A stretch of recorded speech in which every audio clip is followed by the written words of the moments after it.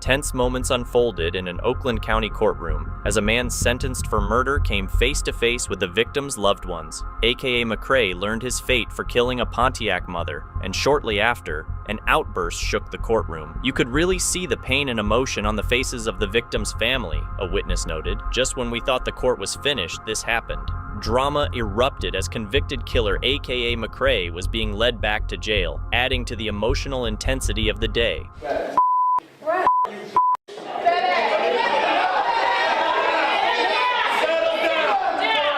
The courtroom was filled with the loved ones of Kenetta Barnes, gathered to hear what McCrae had to say for shooting and killing the Pontiac mother of 7. Just moments before the outburst, McCrae offered only a few brief words. No, I have remorse for my actions. So I apologize to my family and the courts. That's all I can say. Barnes's daughter was also shot, but survived the tragic incident. The pain was clear on the faces of Kenetta Barnes's loved ones throughout the courtroom. The judge sentenced McCrae to 30 to 60 years for second-degree murder. As McCrae was being led away, someone in the crowd shouted a name at him, and that's when the outburst occurred.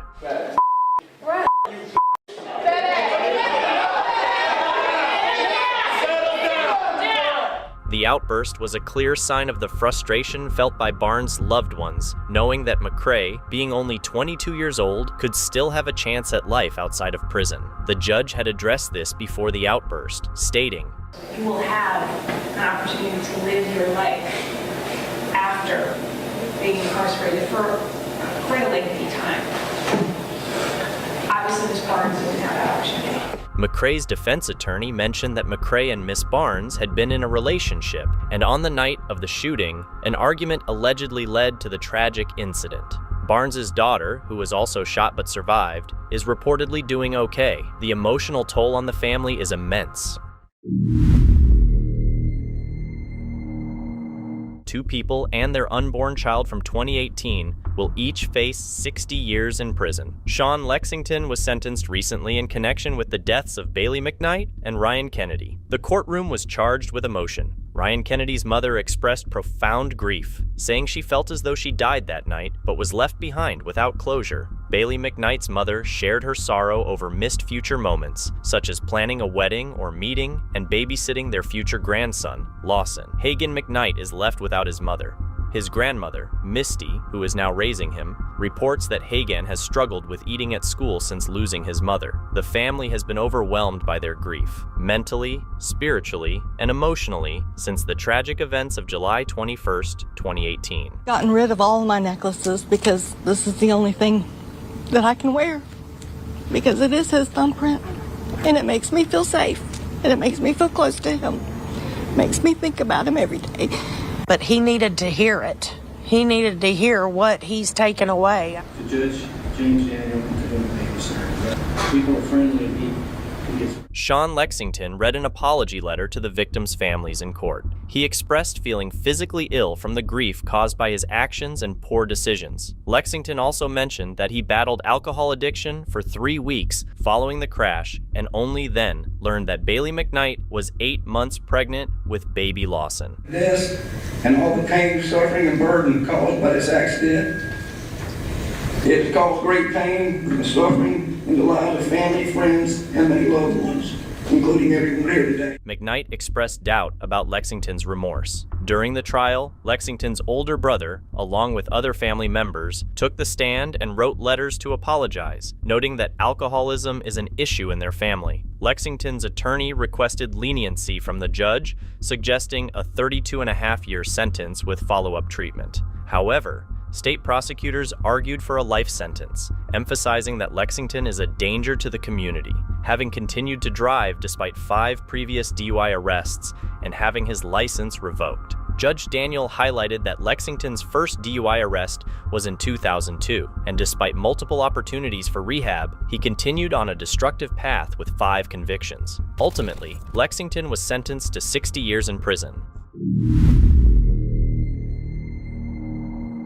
A father who had previously pleaded guilty to murdering his own child was scheduled to be sentenced. However, at the last moment, he decided to withdraw his plea, Before the judge allows him to change his plea, they want an explanation for his lack of remorse. His 27-day-old child was born a healthy child, that none of these injuries were birth trauma. Anna Faraglia, an assistant county prosecutor, described the tragic death of little DeAndre Harrison Jr. in harrowing detail. This innocent baby was brutally murdered. In meeting with Dr. Philo, he indicated to us that the cluster of injuries were around the head, and based on his training and experience, it was from grabbing the face and slamming the face against a hard surface.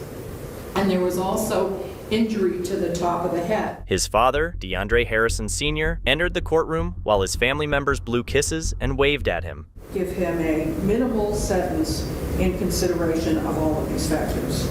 I'm going to need to hear from him some sort of sense of responsibility that matches the plea of guilty that he entered. And I'm going to need to hear some remorse, particularly if you're asking me to consider leniency. When Harrison heard this, he requested a private conversation with his attorney. Following their discussion, he asked to change his plea to not guilty. If he caused the death of his child, if he laid hands on this child, then my sentence is likely to reflect that, as it ought to. On the other hand, if he's pleading guilty out of some sense of pressure, then it puts the court in a difficult position. I need to understand that he is in fact guilty, and I need to understand what his role was in this. If he's convicted, he'll be looking at likely the rest of his natural life in prison. Little DeAndre's mother has pleaded guilty to child endangerment and obstructing justice. If the case goes to trial, she may also face murder charges. Preston Phelps, who was a teen at the time, admitted to stabbing his father, 64-year-old Thomas Phelps, inside their Tallahassee Island home. After the killing, he took a nap. Phelps explained to police that his father had tried to hit him with a pipe and later told his aunt that he snapped. Preston Phelps appeared in Judge Timothy Walmsley's courtroom, where he pleaded guilty to murdering his father. The tragic event occurred in September 2012. Now then, do you plead to the charges, guilty or not guilty? Guilty. Are you in fact guilty? Yes, sir.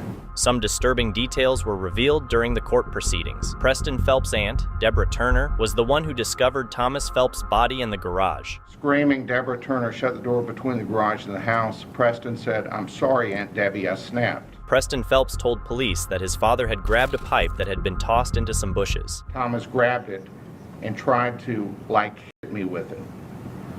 Preston grabbed the pipe and hit Thomas in the back of the head. Preston claimed to have blacked out then. The medical examiner's autopsy revealed more than 100 separate injuries to Thomas Phelps. Prosecutors stated that 4 or 5 different weapons were used in the attack. Preston claimed he was really disgusted, so he showered and washed his clothes, then he took a nap. Preston Phelps' attorney, David Burns, explained that his client wanted to enter a plea and have a known sentence rather than face the uncertainty of a jury trial. As a result, Phelps was sentenced to life in prison plus 10 years of probation, though he will be eligible for parole after serving 30 years. Judith Phelps, the mother of Preston Phelps, was charged with tampering with evidence, concealing the death of another, making false statements, and criminal solicitation in connection with the 2012 murder of her husband, Thomas Phelps, by their son. In 2014, she pleaded guilty to concealing the death of another and was sentenced to 12 years in prison. The other charges were dismissed as part of the plea agreement. Preston remained in a youth detention center and will be transferred to state prison once he turns 18.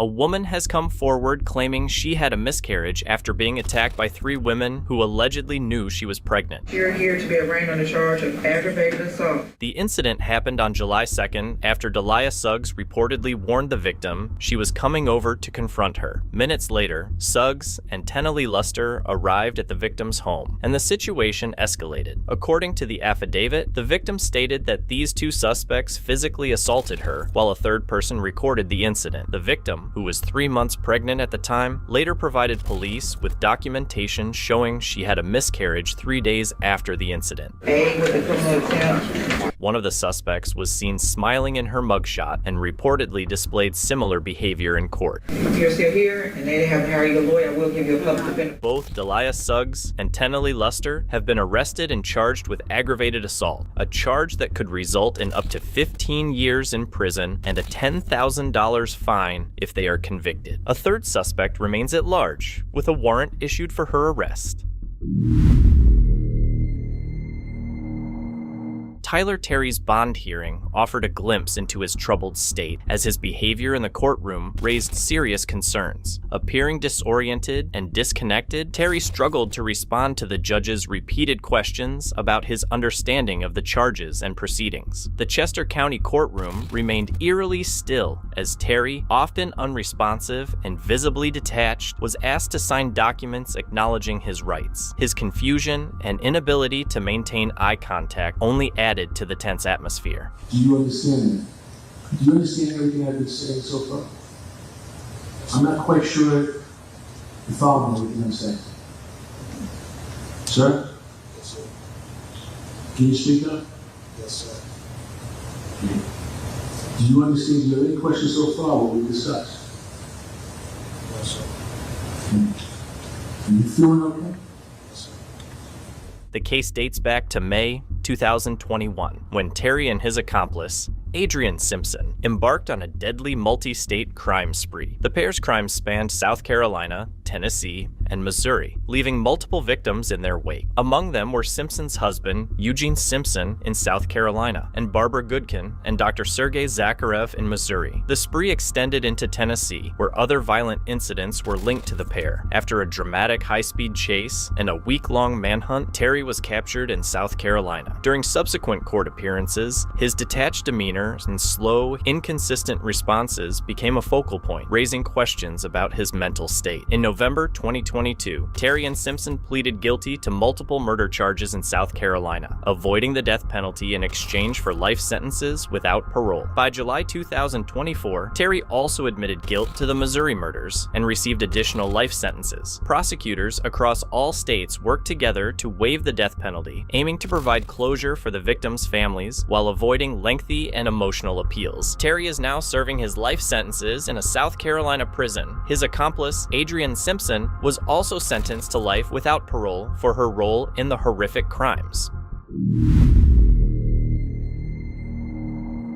DeMarco Harris is a teen. He was sent to a juvenile facility, but when he turns 21, the judge will decide if he has been rehabilitated, which could allow him to go free. This isn't what Steve Babcock and his family wanted to hear the judge say about DeMarco Harris. If DeMarco has successfully complied with all the terms of his probation by the 21st birthday, he will be released from the court's jurisdiction. The courtroom was filled with tension when the sentence was given, and some of Trish's loved ones walked out in shock. This is a joke. He has an opportunity to walk free at 21, which doesn't set well with me or any of my family members. What kind of an example is this setting to the youth in the city of Detroit? And now you know why they're dealing with the crime and the violence that they're dealing with every day in the city of Detroit. DeMarco Harris shot and killed Trisha Babcock in Detroit during a robbery attempt. Before his sentencing, DeMarco had to face her family. I ask for forgiveness. I'm asking for forgiveness right now, but y'all ain't gonna forgive me. I say too much I can say. Sorry for what happened to one of y'all family. DeMarco Harris's sentence is nothing compared to theirs for the Babcock family, living the rest of their lives without Trisha. I'm never going to be able to give my daughter away on her wedding date. I'm never going to be able to hold her grandbaby. You took my bloodline. You took my little girl, Trisha. And people mention all the time in this court and the murder trials about a child. What about my child? What about Trisha, who was only 24 years old? If my son go to jail to 21 or for the rest of his life, I know that will never, ever heal the hurt in your heart, heal the pain. I pray that God give y'all forgiveness for my son and pray that y'all forgive me because I'm the parent. Blame me. Blame me. Blame me. He took our granddaughter's life. She doesn't have a life anymore. He may have a life when he's 21. I think it's totally wrong. I'm sorry, I do. Trisha's grandmother added that she feels for DeMarco's mother as well, saying she, too, has lost a child. Meanwhile, the Babcock family says they will stay committed. They will keep coming to court and will be there when DeMarco Harris turns 21. 3 prisoners in Kent County who were serving life sentences without the possibility of parole now have a new chance at freedom due to a recent U.S. Supreme Court ruling. This morning, a judge overturned their life sentences. All 3 men were convicted of first-degree murder committed before they turned 18. This is significant news for prisoners like Brian and Sue. In 1998, Ahmaud Williams shot and killed another teenager in a southeast Grand Rapids liquor store parking lot. Nearly 2 decades have passed with no hope for release, but that changed today. The prosecutor described the crime as a cold-blooded killing resulting from an argument during a drug deal. Derek Pimpleton, the victim, was shot 4 times by Williams and left for dead. In a crowded courtroom more than 18 years later, Williams argued for a minimum sentence and the chance at parole. It's not a day that doesn't go by that I'm not in regret. And I will always have remorse for the rest of my life for what I've done. Pimpleton's family didn't hear the kind of apology they hoped for back then. They say that Williams showed no remorse at the time of the crime. In court, the victim's sister wiped away tears as she spoke about the deep, lasting impact the tragedy has had on her family. We just didn't grow up the same. He took somebody else's life, and you know, I do feel like one day he should get out, but I don't feel like it should be any time. Ultimately, thanks partly to letters of support from the original judge and Williams' probation officer, Judge Trusock granted him a best-case scenario sentencing, 25 to 60 years in prison. Once thought to be facing life behind bars with no chance of escape, Williams will now be eligible for parole in less than 9 years. His family and friends are celebrating this long-awaited second chance. However, it's important to note that this doesn't guarantee his release in 9 years. He will still need to go before a parole board, which will make the final decision on his potential release. In court, emotions ran high as a suspected drunk driver faced charges for killing a woman who was in town from Texas to celebrate her granddaughter's birthday. The woman had been in the area for only 4 days before the tragic accident last September. Travis Kennedy broke down in tears while looking at photos from the DUI crash that claimed his mother's life and injured his stepfather. He struggled to maintain composure as he was forced to relive the devastating events of that night from the witness stand. Tried to talk to my mom, and then as her pulse went away, I proceeded to attempt CPR.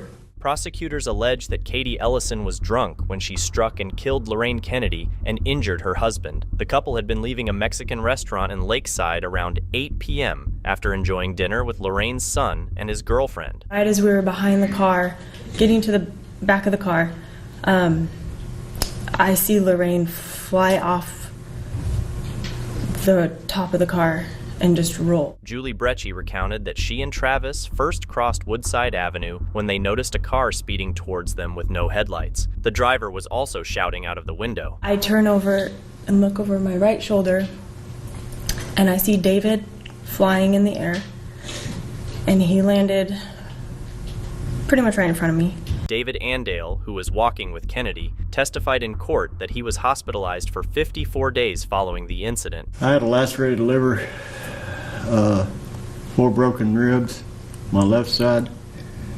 I had 2 bones sticking out of my left. Ellison covered her mouth and cried as prosecutors presented pictures from the crash in court. Investigators reported that her blood alcohol level was 0.12, above the legal limit of 0.08. If convicted, Ellison faces a sentence ranging from 21 years to life in prison. Police and doctors have determined that the abuse that led to the death of a baby girl was no accident. Her father has been charged with both her murder and sexual assault. Emergency responders were called to a hotel in Inkster after reports of the baby girl not breathing. Her 22-year-old father is accused of killing her. She suffered severe injuries, including multiple skull fractures, a brain bleed, and hemorrhages, among other unspecified injuries. Please stand to your feet. 22-year-old James Salt Marshall spent most of his hearing in mourning, covering his face with his hands. When paramedics arrived at the Alpine Hotel, His daughter wasn't breathing. He had been left to care for her at the motel while her mother was at work. Doctors at a children's hospital provided detectives with detailed accounts of the injuries that led to the baby girl's death. They thought child had skull fractures, brain swelling, and some other bruising. The fatal injuries were primarily to the head, but doctors also discovered extensive evidence of sexual assault. Salt Marshall told police that he fell asleep with the baby girl in his arms and woke up to find her not breathing. However, doctors have stated that this explanation is not consistent with the injuries observed. You did knowingly or intentionally cause serious physical harm to a child. That's a felony punishable by up to life in prison. Detectives report that after an extensive interview with Salt Marshall, he initially denied any accidents or shaking involving his daughter. However, he later changed his story, suggesting that perhaps she had fallen out of bed. Despite this, doctors maintain that his account doesn't align with the injuries observed. The victim's grandfather expressed that he is heartbroken and angry. The person who was entrusted with caring for the girl is now accused of taking her life. According to investigators, these are the details shared by the brother of the victim. How in the world can anyone, a 2-year-old child, is beat to death? And he indicated that his sister had been touching the outside of an aquarium where they keep fish in. And at that point, it had angered Miss Thomas, and at that point is when she had pushed this little girl down the stairs. He stated that she, being his sister, got a big whooping because she had been messing with that fish tank. And when he described the whooping, he said his words, she got beat. He said, "Grandma beat with a big belt." The 58-year-old grandmother of the victim is facing serious charges after prosecutors described disturbing actions, including administering fire medicine to the girl. According to the victim's sibling, Thomas beat the girl at one point, prompting the sibling to cover their ears to block out the noise. During her video appearance in court, Thomas remained silent, occasionally shaking her head while sitting in handcuffs. The judge ordered her to have no contact with the victim's siblings or her daughter. The victim's grandfather was devastated and angry, mourning the loss of his granddaughter. But it's kind of puzzling to me. How can anyone, be a human being, to do this to a little child? A grieving grandfather struggled to understand how a girl who was known for her joyful smile and appeared so happy could have been the reason someone would take her life. Never in my life would I have suspected something like that would happen. Court documents reveal the extent of the injuries suffered by John McCain's granddaughter. Whatever happens to her, whatever they do with her in court is not bad enough. It's not bad as mean as how she did the little girl.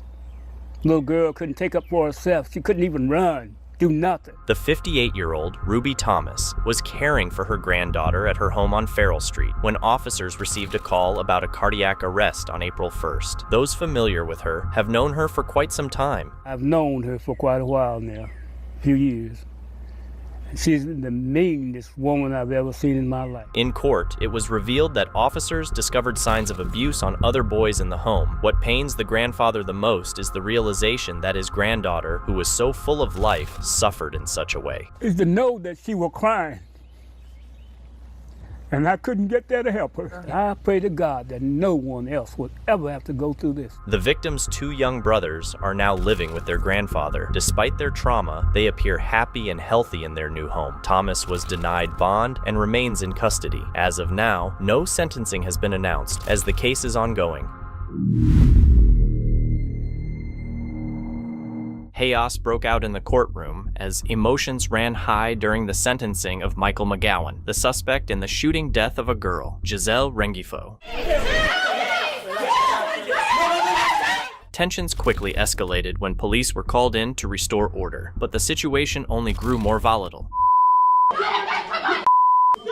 Cameras captured one officer grabbing a man by the neck, sparking further outrage as family members rushed to defend him. The commotion highlighted the raw pain and anger felt by the victim's loved ones as they believed the sentence was too lenient.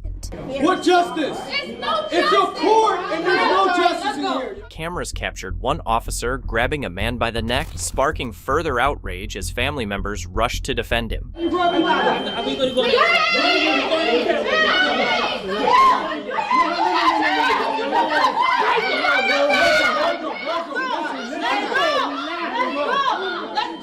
The family members defended. Everybody saw that. Yes, because you. And they saw that. The tragic incident occurred in May 2020 at a Miami house party where McGowan, then 17, fatally shot Giselle Rengifo. I was 17 at the time. Throughout the proceedings, McGowan maintained that the shooting was accidental. In September 2022, he pleaded guilty to manslaughter. McGowan's attorney stated, She weighed all the factors.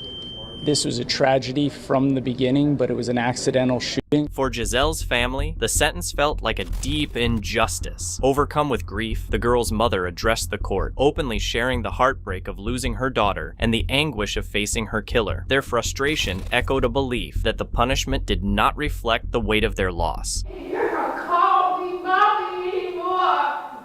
Mom, I love you, Mom. You took that from me. So sorry, this is my fault. The court sentenced McGowan to 364 days in jail, mitigated to time served, along with enrollment in a county boot camp program and 5 years of probation. As part of his probation, McGowan is also required to speak at local high schools to warn students about the deadly risks of mishandling firearms. Time and again, children have demonstrated the ability to commit terrible crimes, raising the question of when they should be tried as adults. Colorado lawmakers are currently considering this issue. In one case, Jacob IND, with the help of a friend, killed his mother and stepfather in their Woodland Park home. My whole courtroom smelled like blood for weeks afterwards. Pamela and Kermit Jordan were first shot in their bed by Gabriel Adams. They were then stabbed and struggled to survive, but Jacob ultimately ended it by using his stepdad's .357 rifle. And to this day, I consider it one of the more gruesome crime scenes I've ever seen. Colorado Attorney General John Suthers, who was the district attorney at the time of the murder, made the decision to try both teens as adults. Given the facts of that case, the notion of sending Jacob Ind and Gabriel Adams to juvenile court and having them get a juvenile sentence where they'd be out in a couple years just was not a viable option to me. Jacob IND had confessed to the murders, which could have made it an open and shut case. But during the trial, allegations of abuse came to light. And she just kind of grabbed Jacob and she goes, I just hate you. She goes, I wish you had never been born. Judge Jane Looney presided over the case. The way he'd been treated by his parents, it was just awful. Jacob shared his thoughts about what was going through his mind back then. In his letter, he wrote, "The only reason I felt so trapped that I needed to kill them was because I was too weak to confront them directly. My act was pure selfishness. It was the coward's way out, so I wouldn't have to go through the pain and struggle of speaking up." Well, it was one of the saddest cases I ever did. The abuse allegations, combined with Jacob's young age, stirred sympathy from both Judge Looney and some members of the jury. However, there was no doubt that he had killed his parents. The jury didn't buy it, and I think properly so. The verdict reads, we, the jury, find the defendant Jacob Ind guilty of first-degree murder. Jacob was found guilty, and since he was tried as an adult, the mandatory sentence at that time was life in prison without the possibility of parole. Did you feel that was too harsh for him? Yes, and I said so. The case deeply affected Mary Ellen Johnson, a mother from southern Colorado. She later became friends with Jacob while he was in prison and has since been working with lawmakers to change how juveniles in Colorado are sentenced. Currently, there are over 45 inmates in Colorado serving life sentences for crimes they committed before turning 18. I do not understand how we as a state could ever do that to a child. That question still resonates with the former district attorney who prosecuted the case. What do you do with kids who kill? So I would have life mean life, but still have a parole eligibility review after 40 years. And if for a juvenile you want to change that to 20 or 30 years, I don't have a problem with that, frankly. But prosecutors deal with the laws as they are at the time that you have the case in front of you. Jacob IND has spent half his life in prison and has had time to reflect on what he did 16 years ago. He wrote, "Sorry will never be enough and would be meaningless to those I've hurt, but sorry defines my world and is a permanent part of my heart. Since Jacob's sentencing, the laws have changed. Now, juveniles sentenced to life have the possibility of parole after 40 years. A new bill proposes that juvenile courts should be able to question a district attorney's decision to try a child as an adult, but currently, that decision rests solely with the DA. A Gwinnett County judge sentenced a teen convicted of murder. The judge described the teen as a cold-blooded killer. Reginald Lofton will serve at least 30 years in prison, but Judge Randy Rich said that if it were up to him, the sentence would be much longer. Jade Varnador was killed last March while delivering a pizza to an apartment complex on Harrington Road. It took the jury just 2 hours to convict Lofton of murder. Another suspect in the case has yet to go to trial. Both the prosecution and defense agreed that under Georgia law, a teen who was 14 at the time of the crime cannot be sentenced to life without parole, which upset Varnador's family. Lofton, however, continues to deny any involvement in the crime as he heads to prison. I just want to say that I'm sorry for your loss, but I did not kill your son.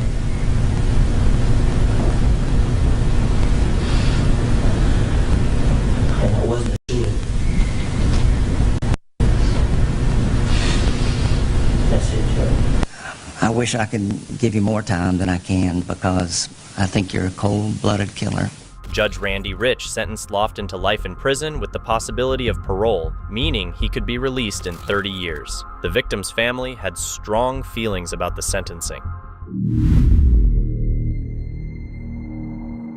A judge decided to withdraw the plea deal for Marilyn, who was accused of driving drunk and seriously injuring Southdale principal Hobby Perez. The judge took this action due to Marilyn's behavior in court. She arrived late, appeared medicated, and rambled on, leading the judge to conclude that she had undermined the deal herself.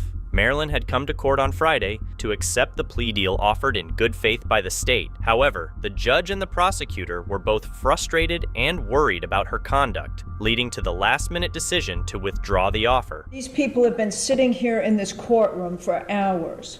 Act like a grown-up. The situation became tense when Marilyn started criticizing her previous attorney while trying to accept the plea deal. She continued to rant about the case, which only added to the frustration of the judge and prosecutor. Aguilera does not have to accept this plea. No, I am not interested in negotiating with a person that wants to do what she's doing. No, I'm not taking a plea on this case. I'm sorry. My name is not Linda, and do not address me now, please. No. Marilyn was facing 4 years in prison for the DUI crash that resulted in South Dade High Principal Hobby Perez losing his legs. The judge grew concerned upon discovering that she was on medication for anxiety and bipolar disorder, questioning whether she was in the right state of mind to understand and accept her guilt fully. Did you ever advise her not to take the medication? I would never have advised her. I'm not a doctor. I'm a criminal defense attorney. That's not my job. Unfortunately, today was a disaster. You know, she's a mess, and there's no excuse for this behavior. Hobby Perez was in court as well and left visibly shocked. The plea deal was initially offered because Perez wanted to show compassion and move forward from the incident.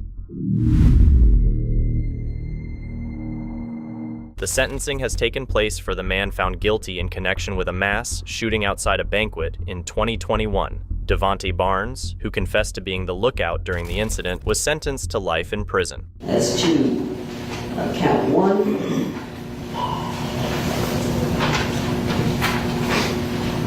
the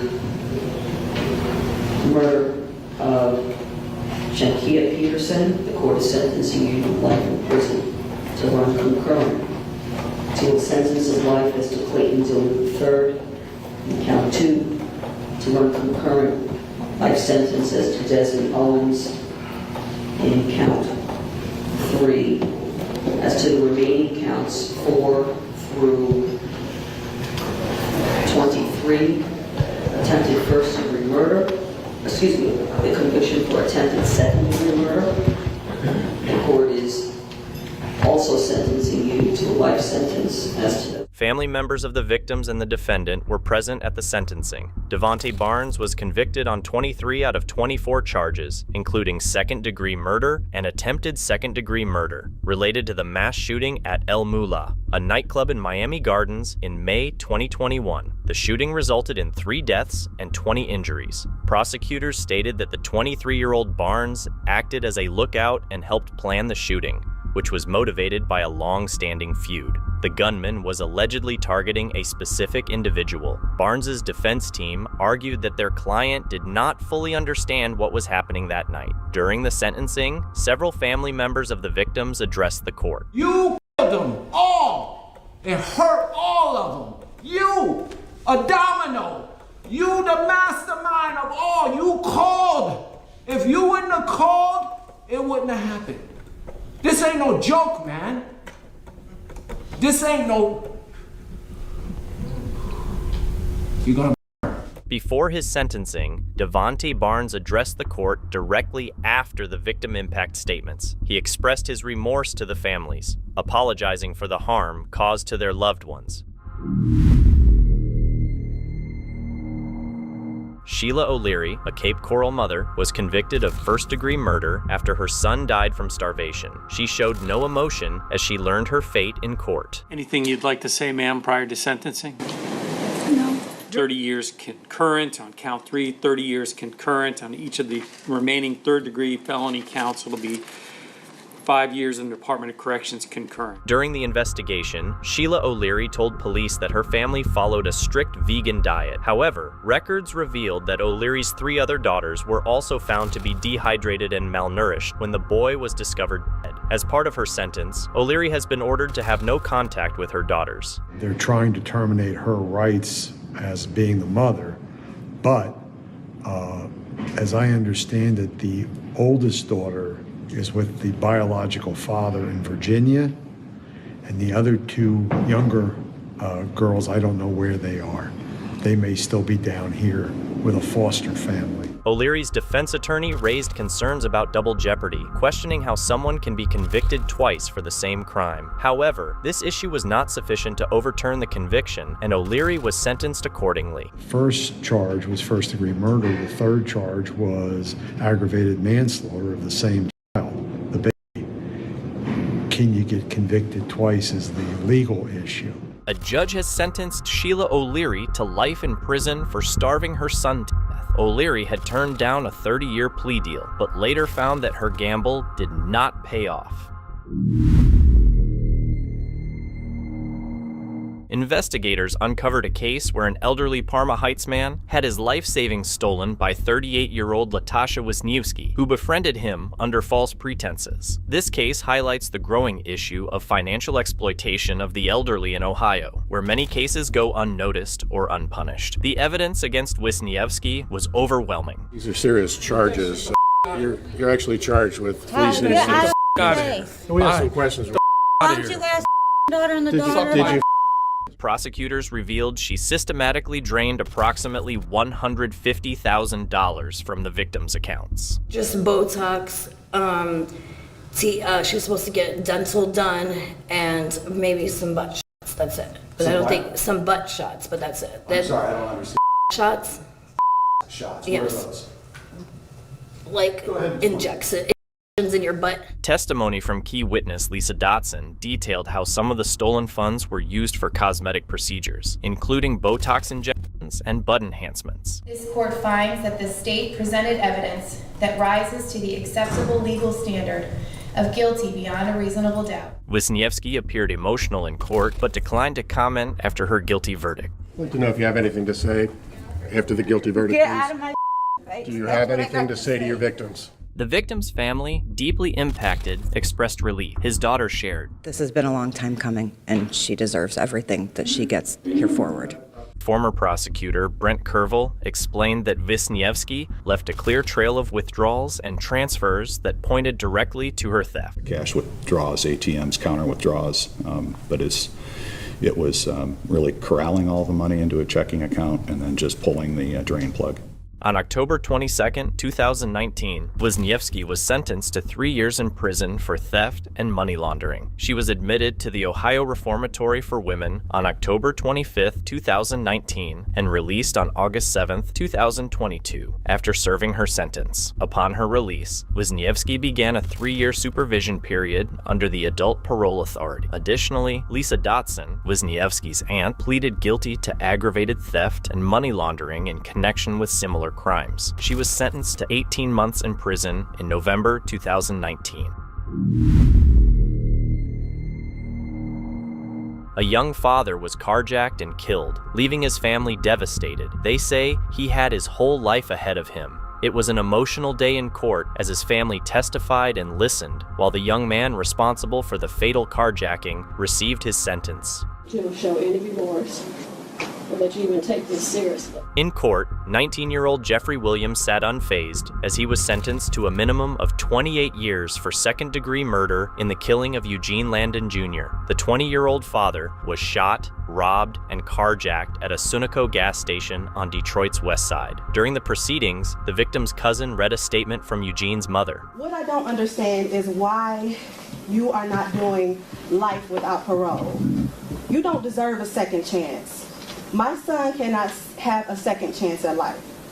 You stood on the side of the gas station and waited for my son to come out, to rob him for his car, his wallet, and whatever else that you can get. When he refused, you shot him. Eugene's family described him as a good man who loved restoring vintage cars. He had a son and was expecting a daughter. His pregnant girlfriend, who witnessed the shooting, also spoke to his killer in court. Eugene was shot and killed right in front of her. I just want you to think about what you did. Me having to sit there and hold him while he's on the ground dying. I'm pretty sure you never had to experience that with nobody that you loved or cared for. Williams remained silent in court, offering no statement. His attorney noted that Williams had ties to the Rich Boy Mafia, though he was not an official member. At the time of the murder, Williams stole Eugene's 1978 El Camino after killing him. Absolutely tragic situation that did not need to happen. Before you is a 19-year-old boy who had his life ahead of him, much like the complaining witness and deceased in this case. Lives were absolutely shattered that day, and I pray for both families that they can find closure and forgiveness in their hearts. You are a scrub of the earth. I hope your rots in prison. Enjoy your new home. I hope every night that you go to sleep that you wake up with a nightmare that you have caused our family. As the sentencing came to a close, Eugene's family expressed their anger and frustration over the loss of their loved one. The drunk driver who killed a Lyft rider and seriously injured his friend has now learned her prison sentence. The family of Alondra Marquez pleaded with the judge for a lighter sentence, hoping for leniency. I miss you, sis. The family of Alondra Marquez tearfully addressed the court, pleading for a lighter sentence for the drunk driver who caused the tragic accident. Everyone deserves a second chance. I honestly wouldn't know how to act. But please, don't take it out on my sister. In last week's impact statements, John Lawhead, the life partner of the victim Jelfam, shouted at Alondra Marquez in court, "Your actions that night took my partner, my world, my everything!" On March 23rd, 40-year-old Jelfam was visiting from San Francisco to attend a friend's wedding. That evening, he and his friend Andy Lynn were drinking at a bar in Hillcrest before taking a Lyft home. Ironically, Alondra Marquez was at the same bar. Prosecutors say that two of her friends tried to prevent her from driving, but Marquez chose to drive her new Lexus, despite having both the Lyft and Uber apps on her phone. She ended up crashing into Jelfam's Lyft. He was driving 109 miles an hour on the 163 where the speed limit is 55. Jelfam died from the crash, while Andy Lynn suffered a traumatic brain injury. Alondra Marquez was taken to the hospital and released into custody 3 days later. She claimed to have no recollection of the crash. Although I don't remember, I realized that I really messed up. Clearly, I took someone's life, unfortunately. I just want you guys to know that I didn't do it on purpose, but I'm sorry. I know you guys are hurting. In the end, the judge imposed the maximum sentence for Alondra Marquez. An accident is something that's not avoidable. This was avoidable. The maximum sentence this court could have given was 13 years, 4 months, and that's what she gave this defendant, which is an extraordinary, in my opinion, A wedding night in Grand Rapids was marred by a devastating shooting that resulted in the death of one man, nearly claimed the life of the groom, and left two others injured. In court, the shooter was sentenced, and the judge delivered a stern warning to West Michigan about the dangers of firearms. The incident has left multiple families forever changed, as a joyous occasion was tragically transformed into a night of horror. You took away my first true love, my son, my best friend. Brenda Babbles has been struggling with an irreplaceable void since the loss of her son, Armani Acklin, who passed away at just 25. We have a hole in our hearts now that can't be filled because of just carelessness. Acklin was one of 4 people shot in June 2022 outside a bar on Pearl Street in downtown Grand Rapids. One of the victims, Marcellus Suttles, had been celebrating one of the happiest days of his life, his wedding. Investigators reveal that 25-year-old Genesis Lewis and his father started a fight with the group outside. Police note that there had been a long-standing feud between the two families. You and your father were in their face, and then you decided to carry 2 guns to a fist fight. As the fight escalated, Lewis returned to his truck and retrieved 2 pistols. His attorney argues that he did this to defend his father. On the ground, so his father was laying on the ground. There were 3 men that were standing above him that were attacking his father. Investigators say the bride pleaded with Lewis to stop and not escalate the situation further. Even before that, the bride came out and was in you and your father's face saying, please, leave us alone, just go. This is our wedding day. But Lewis didn't stop. He fired 12 to 13 shots at the group, hitting 4 people, including his own friend Acklin, whom he shot in the head, resulting in his death. You shot him in the head and he's dead. You didn't mean to, but acting recklessly, discharging that gun 13 times, you hit the groom. 9 of the shots hit the groom, Suttles. His family said that after he was shot, the bride used belts and other makeshift bandages to stop the bleeding, potentially saving his life. It's a miracle of modern medicine that he did not die. 9 shots from a 9mm and he didn't die. A jury later found Lewis guilty of killing Acklin and injuring the others. It's always going to be a hole in my heart from this situation due to his loss. At his sentencing, Lewis apologized, expressing that he would accept his punishment for taking his friend's life. The jury later found him guilty of killing Acklin and injuring the others. What's most important to me is that Armani gets justice. He's no longer here with us. He will spend at least 30 years in prison. Lewis had no prior violent criminal record and held a concealed carry license.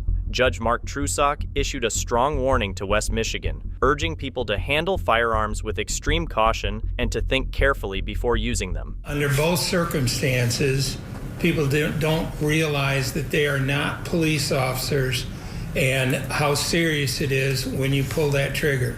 Armani's mother told Lewis that she hopes to forgive him one day for killing her son because that's what Armani would have wanted.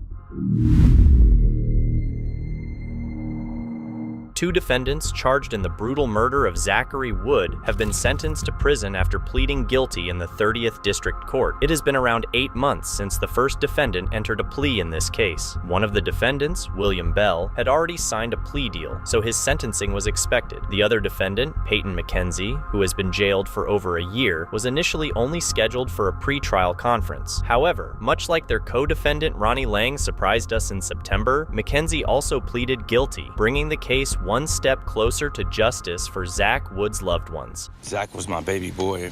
His daughters have to grow up without him. It hurts a lot, you know, but we just don't want to get rid of his memory. Just 6 days after friends and family gathered to honor the life of Zachary Wood on the anniversary of his death, 2 more defendants charged with his murder pleaded guilty. They received prison sentences for their roles in the beating that police described as a massive bloodletting event. Wood was found dead in a ransacked home on Brown Street, and a police investigation led to the indictment of 4 individuals for his murder: Ronnie Lang, William Bell, Peyton McKenzie, and Ashley Esselborn. During a pretrial hearing, Ronnie Lang unexpectedly pleaded guilty and was sentenced to 50 years in prison. Plea deals were subsequently offered to the other 3 defendants. William Bell signed a plea agreement, and his plea hearing was scheduled in the 30th District Court. A somber William Bell pleaded guilty and received a 30-year prison sentence. Shortly afterward, an unexpected development occurred. Peyton McKenzie, appearing in court for a scheduled pretrial conference, also accepted a plea deal. Tearful and visibly emotional, McKenzie pleaded guilty to Zachary Wood's murder. The courtroom then heard several heartfelt impact statements, including one from the mother of Zach's daughter and another from Zach's father,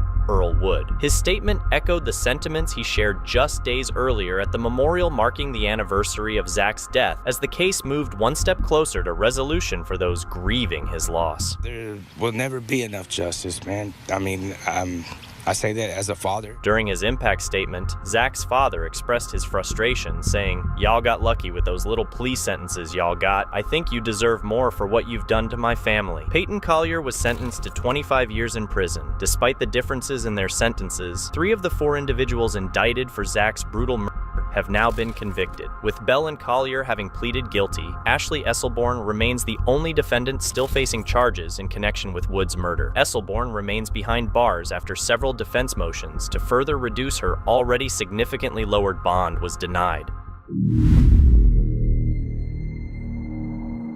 An old murder case has come to a close, with prosecutors claiming that Melissa McNutt, a Tampa woman, lured a stranger into her car before driving him to his death. McNutt, who pleaded guilty to murder, accepted a plea deal. While her case is now concluded, the investigation continues. Despite her appearance, which doesn't match that of a typical criminal, prosecutors argue that this is what makes McNutt so dangerous. She signals Mr. Heelig to her car, he gets in the car, and is driven to his death. The truth, the whole truth, and nothing but the truth?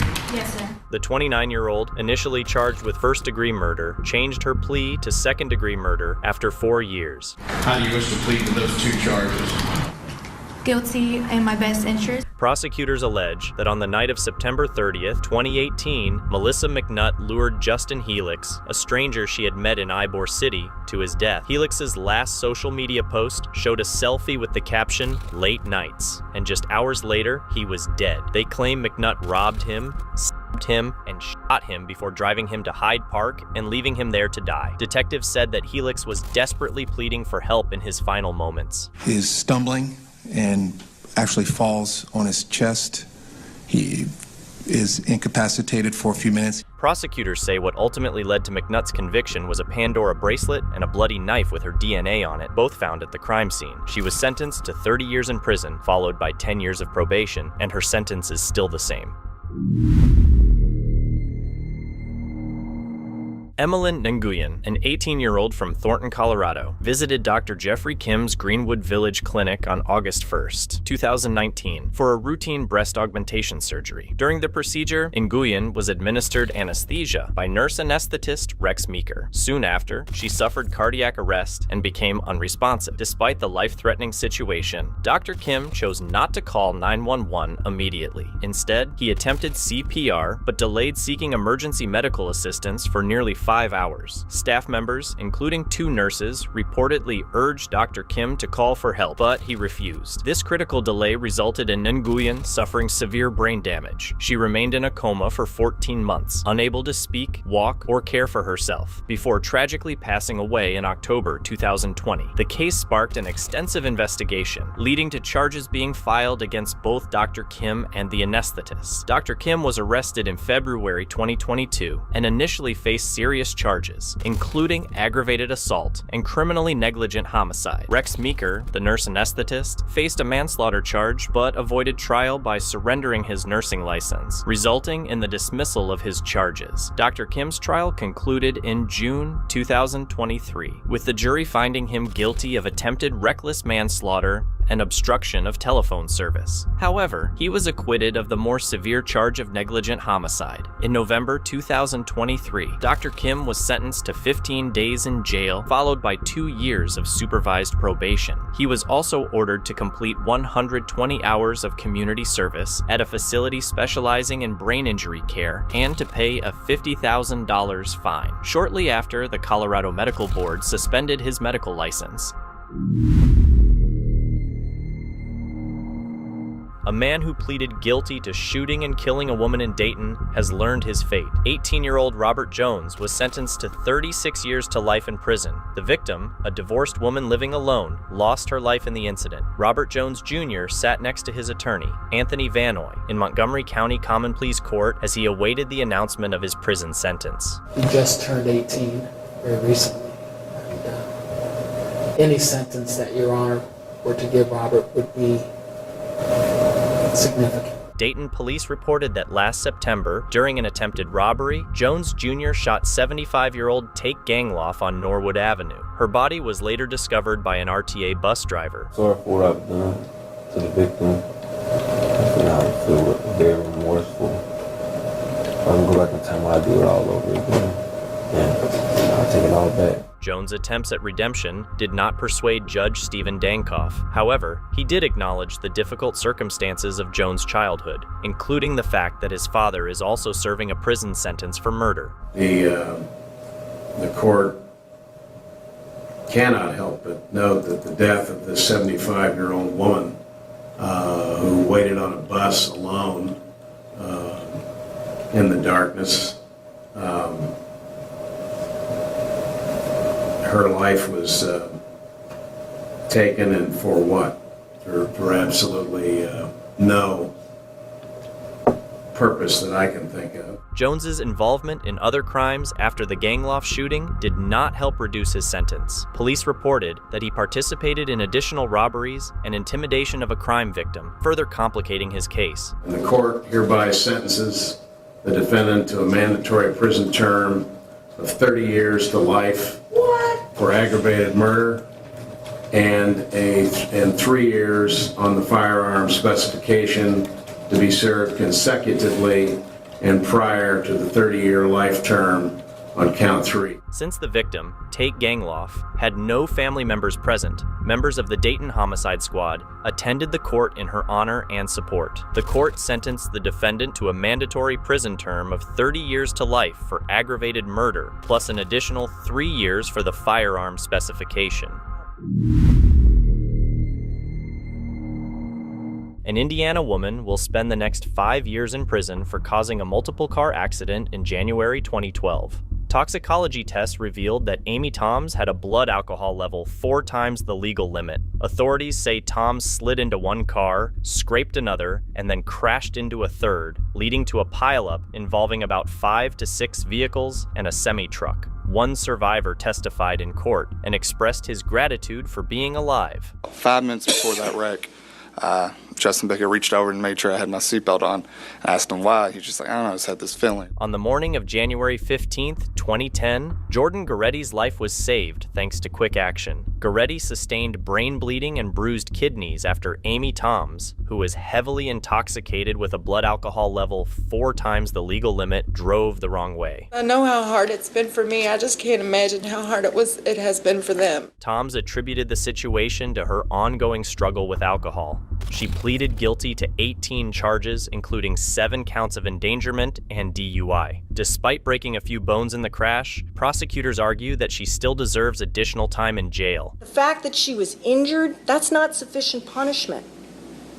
It's not, and it's not going to prevent her from getting behind the wheel again. The judge told Toms she was fortunate not to be facing homicide charges, given the severity of the crash. Goretti's mother remarked that it was only a matter of inches that saved her son's life. The courtroom was charged with emotion, especially for Tom and her family. As Toms was escorted out by bailiffs, her daughter erupted in an outburst, wanting one last goodbye before her mother began her 5-year prison sentence.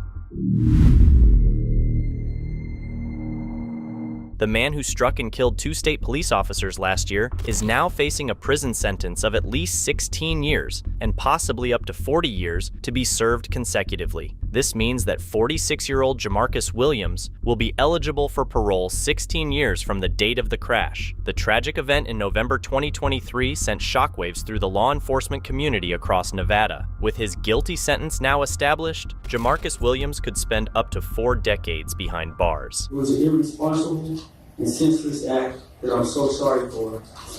And my heart and prayers go out to both their families. That was Williams, addressing a packed courtroom of family, friends, and colleagues, not his own. On the early morning of November 30th, Sergeant Michael Abate and Trooper Alberto Felix were attending to a drunk driver who had fallen asleep at the wheel when they were struck and killed. It was at that moment that many lives were forever and permanently altered. Police say that after spending the night drinking at Westgate, a gas station, and finally the Palms Resort, Williams was escorted out of the casino for being too intoxicated. He then hid in a bush until security left before getting behind the wheel. Williams struck both state policemen and drove to his mother's house. His blood alcohol level was more than twice the legal limit. Michael didn't die, he was killed. The families of both officers, including Felix's oldest child, pleaded for the maximum sentence. That not even the tallest tower can reach him, and no amount of money could bring him back. How can I take this pain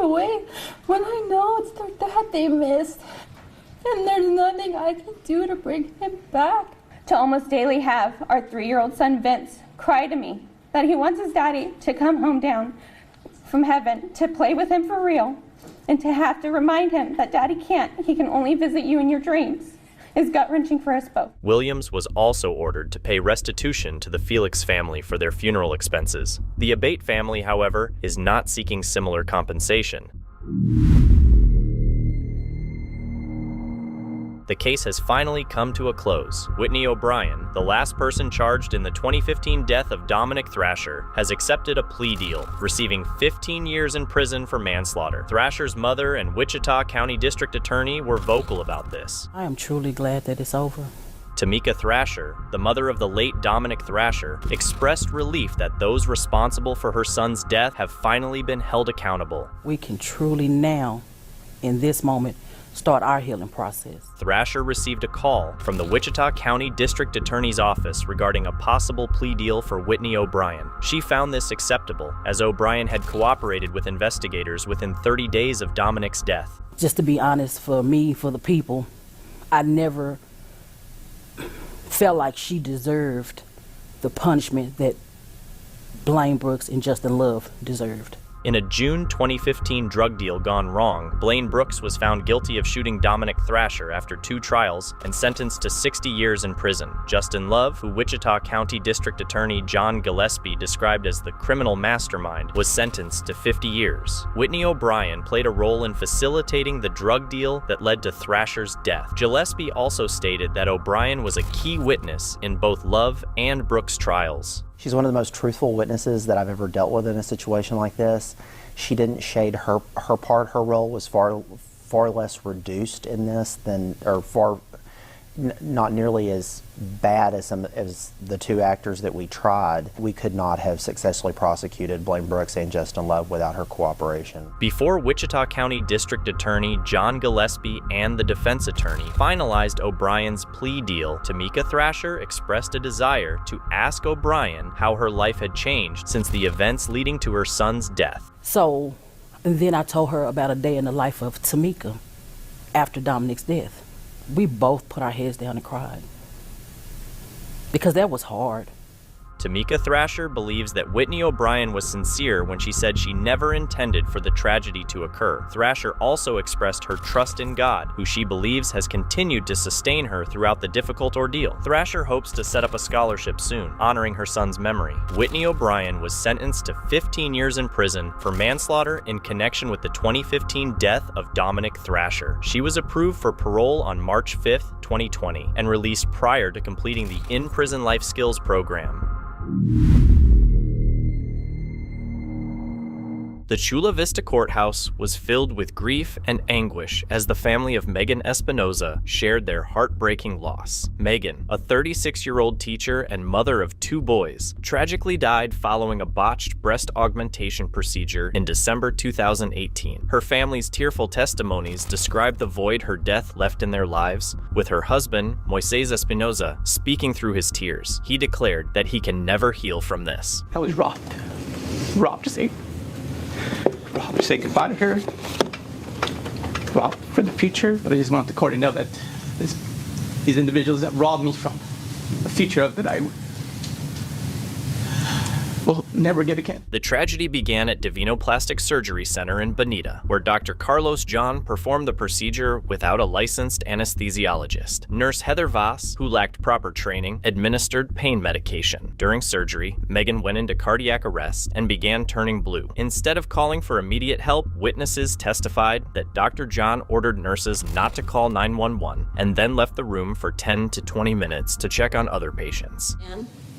And his nurse, who are responsible for callously ending Megan's life, have given her the death penalty.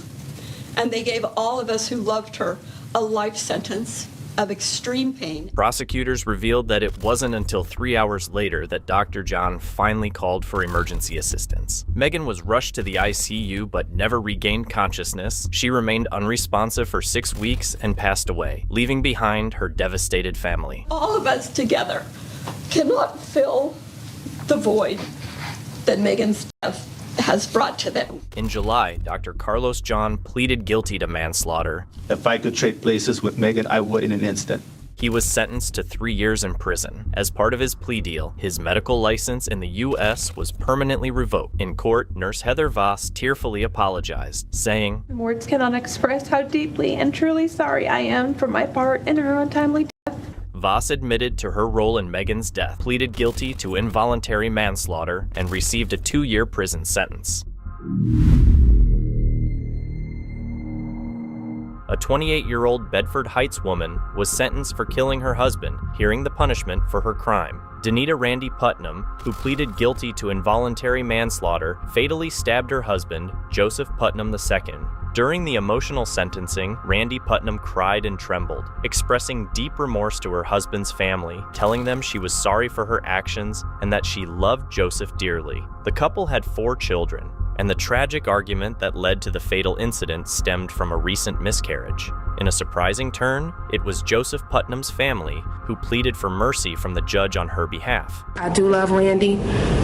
I love my nieces and my nephew, and they do need their mother because one half is gone. They'll never get it back, but they do have their mother. And I just feel so sorry for her, and I just pray for mercy. They've already lost their father. She stood a chance of doing 15 years to life, and I did not want her or them to lose their mother for the rest of their life. That's why we agreed that if they wanted to do a plea bargain, we could go along with it, and we will live with whatever the outcome of that is. The judge sentenced Danita Randy Putnam to 4 years in jail, though she could have faced up to 15 years. The couple's 4 children are currently staying with family members. The men responsible for a deadly drunk driving crash nearly 2 years ago will face 34 years to life in prison. Before sentencing, Jeffrey Levi, the defendant, apologized and told the court that he was an alcoholic who had relapsed. However, the judge delivered a stern message stating, "You were drunk and had other options to get home. Instead, you chose to drive, taking 2 lives and changing many more." I made very serious mistakes with detrimental consequences. I relapsed. I think of Jesus, Isaac, Giovanna, and their friends and family every day.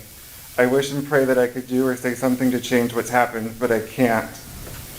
And I have to live with that forever. I do want to remind you, Mr. Levi, because I know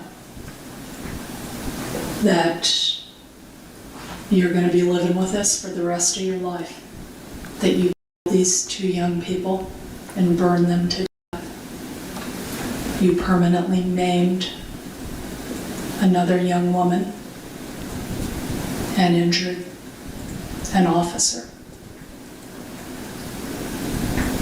But by my count, you made 4 fatal decisions on that night. Judge Joan Weber addressed Jeffrey Levi before sentencing him to 30 years to life in prison for the deaths of Isaac Felix and Jesus Dominguez, along with an additional 4 years for other charges. In January 2018, several drivers observed Levi's speeding Mustang going over 100 miles per hour on the 15 freeway just before midnight. Levi, who had relapsed and consumed large quantities of alcohol, was behind the wheel. His Mustang rear-ended a Corolla, leaving it disabled in the fast lane with 3 people inside. Shortly after, an SUV driven by an off-duty San Diego police sergeant crashed into the Corolla, causing it to burst into flames. Dominguez and Felix, trapped inside, were killed, and Giovanna Dominguez was severely injured but rescued from the burning car by Good Samaritans. The police sergeant was also hurt. Levi, however, walked away from the crash scene unscathed and was later found and arrested. I hope that people are listening, and I hope young people are listening, that there are alternatives to getting behind the wheel of a car drunk. There is also a pending civil lawsuit filed by the victims' family members against Jeffrey Levi, the San Diego police sergeant involved in the crash, and the city of San Diego. Paula Magia has been sentenced to 8 years in prison for a drunk driving crash in Brown County that killed a father and seriously injured his son. The collision occurred last year, and a photo of the two victims was displayed at the front of the courtroom. Brian was killed, and his son was severely injured. Family members delivered impact statements describing Brian as an exceptional person and devoted family man who loved coaching his son's baseball team. They shared how his death has devastated their lives. They also mentioned that Paula Mejia had asked if she could get a lawyer to avoid having her blood drawn as evidence, which they felt showed she was not taking full responsibility for her actions. Several people spoke on Paula's behalf, describing her as a private, loving mother who had always been caring and responsible. They expressed that she is deeply remorseful for what happened. The judge sentenced Mejia to 8 years in prison and 14 years of extended supervision, a term longer than the defense had requested, but shorter than the prosecutors sought. Shame on you for stealing all of this. And I know you're a good person. I know that. That's the impact of one bad decision. The judge acknowledged that he considered Paula Mejia's clean record and the testimony about her character when determining the sentence. However, he emphasized that he could not overlook the significant impact her crime had on the victims' families. A father has been sentenced to life in prison, found guilty of brutally killing his baby. Despite the conviction, he continues to insist that he's innocent. The defendant has never accepted any responsibility for the death of his child. Darius Hughes, only 20 years old, will now spend the rest of his life behind bars. He was found guilty of murdering his own son, Travin Hughes, far too young to even walk or talk. He has blamed others since day one. Police were dispatched to a home on West 81st Street, where first responders discovered a baby wipe lodged in the infant's throat. Darius claimed that he had placed the wipe on the baby's chest, intending to use it as a makeshift bib. He said he left the room for a moment, and when he returned, his baby was choking on it. Still maintains his innocence, that he did not recklessly or purposely shove a baby wipe into his baby's mouth. He says he didn't do it, and he stands by that. Little Travan's mother continues to stand by the father, unwavering in her support. Y'all making a mistake. Y'all know what y'all did to my child, and y'all will not get away with this. The baby's grandparents, visibly shaken and heartbroken, attended the court hearing via Zoom. The painful reality that they would never see their grandson again weighed heavily on them. And I let him get a second chance at life. Because my grandchild didn't have a second chance at life. He don't have a chance at life. He can't come back. There's no coming back for him. As Darius Hughes faces life behind bars, his mother, Sandra Northwood, remains determined, passionately defending her son to anyone who will listen. It's not over, okay? Ohio is going to get sick of me because justice will prevail. Catherine McKinney pleaded guilty to manslaughter, abuse of a corpse, and tampering with evidence in connection with the death of her daughter, Serenity. Although she was originally charged with murder, Commonwealth's attorney Bailey Taylor stated that the plea agreement was appropriate for the case. McKinney, please raise your right hand. The definition of manslaughter that we applied in this case involves someone allowing a person under 12 to suffer sufficient physical injury that they are killed. Serenity McKinney's body was discovered in a wooded area near the Jefferson-Bullitt County line in February 2022, nearly a year after she was reported missing. Catherine McKinney, along with her then-boyfriend Dakota Hill, was arrested in connection with Serenity's death. McKinney has stated that both she and her daughter were victims of abuse by Hill, which ultimately led to Serenity's tragic death. Dakota Hill killed Serenity McKinney. However, Judge, even though they were both repeatedly and horrifically abused by Dakota Hill. However, a judge indicated that the focus will now shift toward Dakota Hill, who remains charged with the murder of Serenity McKinney. Catherine McKinney, now having pleaded guilty, could potentially serve as a witness in the case against Hill. Agreement we made in order to secure her testimony in the case involving Dakota Hill. As part of her plea agreement, Catherine McKinney will not be eligible for shock probation. She is expected to receive a 12-year prison sentence after her formal sentencing later this month. However, Serenity's paternal grandmother, Melody Roller, expressed that the sentence is not long enough, given the circumstances of her granddaughter's death. When it comes to my granddaughter, there's no justice. There's no amount of time that anybody could serve that I would have any type of closure as far as that goes. Thanks to the testimony by Catherine, Dakota Hill was sentenced to 50 years in prison for the murder of Serenity McKinney in July 2023. He pleaded guilty to charges of murder, abuse of a corpse, and tampering with evidence. Hill will be eligible for parole after serving 20 years, though the likelihood of parole is considered slim. O'Neal Ron Morris, infamously known as the Butt Doctor, made headlines for years after performing illegal cosmetic procedures that led to the death of one of her patients. The case shed light on the dangers of unlicensed medical practices and left a lasting impact on victims and their families. The incident began in 2012 when Shatarka Newby, a woman Morris personally knew, sought cosmetic enhancements from her. Instead of using proper medical materials, Morris injected a dangerous mix of substances, including superglue and Fix-A-Flat, into Newby's body. The procedure caused severe complications, and Newby tragically died as a result. This was not Morris's first offense. She had previously served prison time in Miami-Dade County for practicing medicine without a license. However, Newby's death brought far greater scrutiny and outrage, leading to charges of manslaughter. At the sentencing hearing in Broward County, emotions ran high. Several victims who had also been subjected to dangerous procedures by Morris confronted her, expressing their anger and heartbreak. Morris, in her defense, described herself as a victim, claiming she had faced media scrutiny and discrimination as a transgender woman. Despite her claims, the judge issued a sentence of 10 years in prison, followed by 5 years of probation. Adding to the controversy, Morris, who is a pre-operative transgender woman, will serve her sentence in a men's prison, a decision her attorney argued places her safety at risk. Stephen Braden Powell was denied bail by Anderson Municipal Judge Goetz Eaton. He faces charges of 1 count of murder and 4 counts of attempted murder for the shooting on June 23rd, which resulted in the death of Janaya Scott. Her sister was also injured, and her cousin remains in critical condition at Prisma Health Upstate's Greenville Memorial Hospital. Powell's bond hearing in Anderson was brief, but during the proceedings, Judge Eaton asked Janaya's mother, Marcella Rice, if she had anything to say. Rice then addressed Powell directly, asking, "Can you look me in the face and tell me why?" She added, "I just want to know why." Powell, dressed in an orange jail uniform and a bulletproof vest, responded minimally, offering only "yes sir" or "no sir" to the judge. He also requested an attorney. At one point during the hearing, Judge Eaton asked Powell if his mother or anyone else was present. Powell shook his head, indicating no. According to Anderson police, Powell, who is listed in public records as residing in Greer and Duncan, was arrested in Spartanburg County. Good afternoon, folks. This is a bond hearing this afternoon. I'm going to ask you please to all listen. Mr. Powell. Mr. Powell, I'm going to give you some instructions, sir.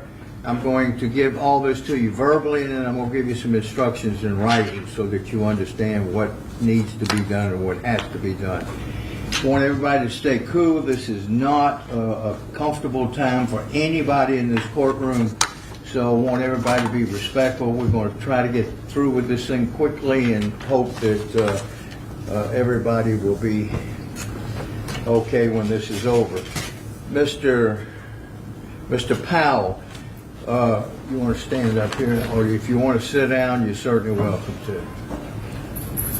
Mr. Powell, this is a bond hearing. It's not your court date. I'm going to give you some instructions, as I said earlier, so that you understand what your circumstances are. It's your requirement to be in court when your court date is. You have the right to a trial by jury. You have the right to a lawyer. I'm going to appoint a lawyer for you if you don't have your own lawyer.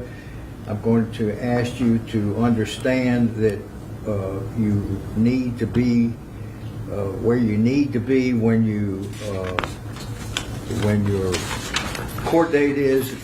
If you're placed on bond, I'm going to read some charges to you and ask you please to listen. Who's got the warrants?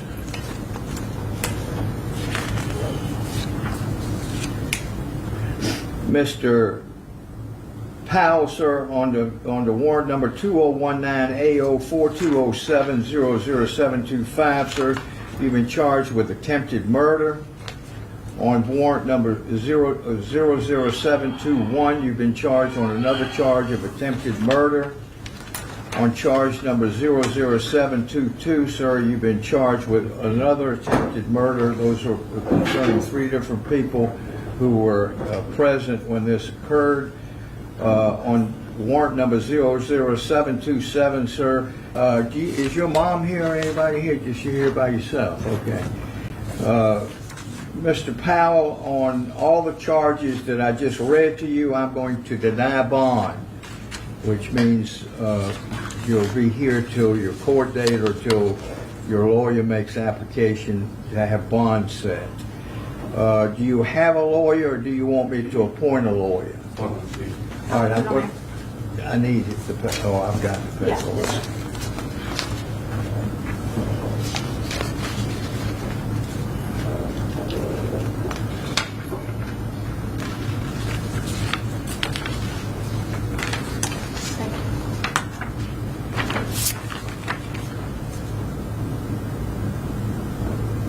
Would you uncuff him so he can sign some paperwork, please?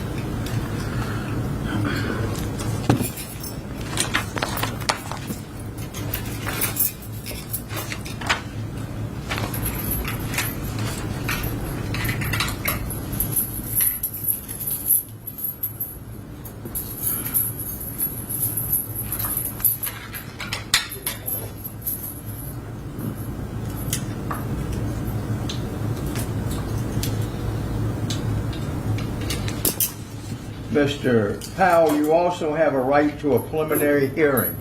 Preliminary hearing is where you ask the judge to review the evidence against you to see if the case goes forward. You only have 10 days to make this request. It would be my suggestion to you that you may choose to sign it today. Yes, sir. And then tell your lawyer that you've requested it. You and your lawyer can decide later on whether you want to have it or not. But if you don't sign it within 10 days, you cannot have it. This is the information you tell the committee about your rights. I try to check them all, please. Sorry.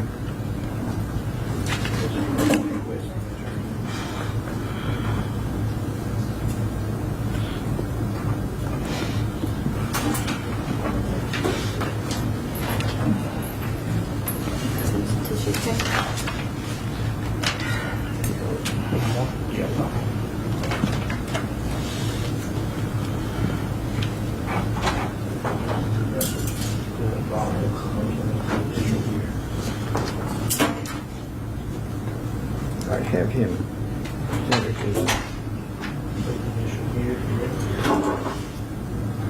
I'm sorry? I forgot to ask you this way, if this is the correct address.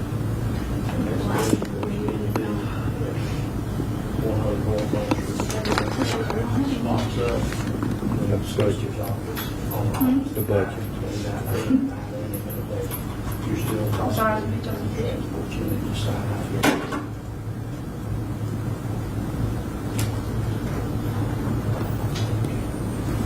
Mr. Powell, is your correct address, sir, 506 Mortar Drive? Is that correct, sir? Yes, sir. And that's where you live? No, sir. Where do you get your mail? 561 Drive. I'm sorry? Miller, 561 Drive. Okay, that's your mailing address. All right, so thank you. Hold on, one more paper you gotta sign. One more, he needs to sign that and initial it on the back. Okay. Anything else from you? Thank you, Detective Vaughn. Appreciate you being here. Thank the media for being here. Appreciate it. Did you write that on there? Issue here, and all it is, it says same thing, instruction, general session 4.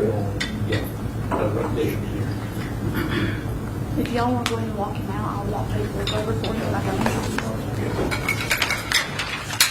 Thank you, sir. Thank you. Across the room from Powell stood Janiah's mother, Marcella Rice, and her 18-year-old sister, who was injured in the shooting. The sister had a bandage wrapped around her leg and used crutches to stand. Both women trembled visibly as they remained in the courtroom, their relatives. Many dressed in Janiah's favorite color, purple, wiped away tears as they stared at Powell. Janiah was shot when over 35 rounds were fired into the home. Marcella Rice and Janiah's 20-year-old brother were also inside the house but were unharmed armed, according to the police report. Anderson Police Chief Jim Stewart confirmed that 2 firearms, a pistol and a semi-automatic rifle, were used during the attack, prompting investigators to search for another suspect, whose identity is still unknown. A $10,000 reward is being offered for any information that leads to an arrest and conviction in the case.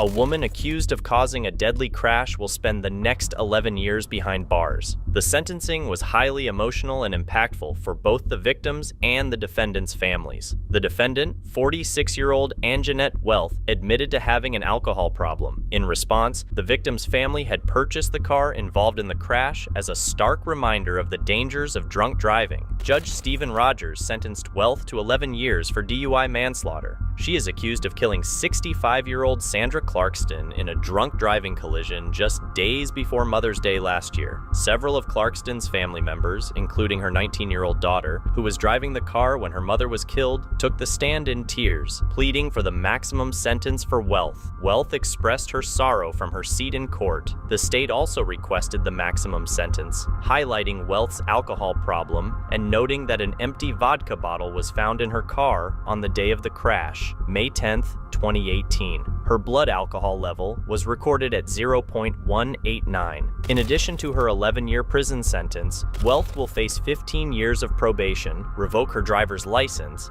and be required to write a letter every May describing what she learned from the tragedy. A Marion County woman accused of causing a deadly crash will spend the next 11 years behind bars. You may remember seeing her smiling in her mugshot after driving drunk. Bridget, this was a very emotional and powerful sentencing hearing for both the victims and the defendant's family.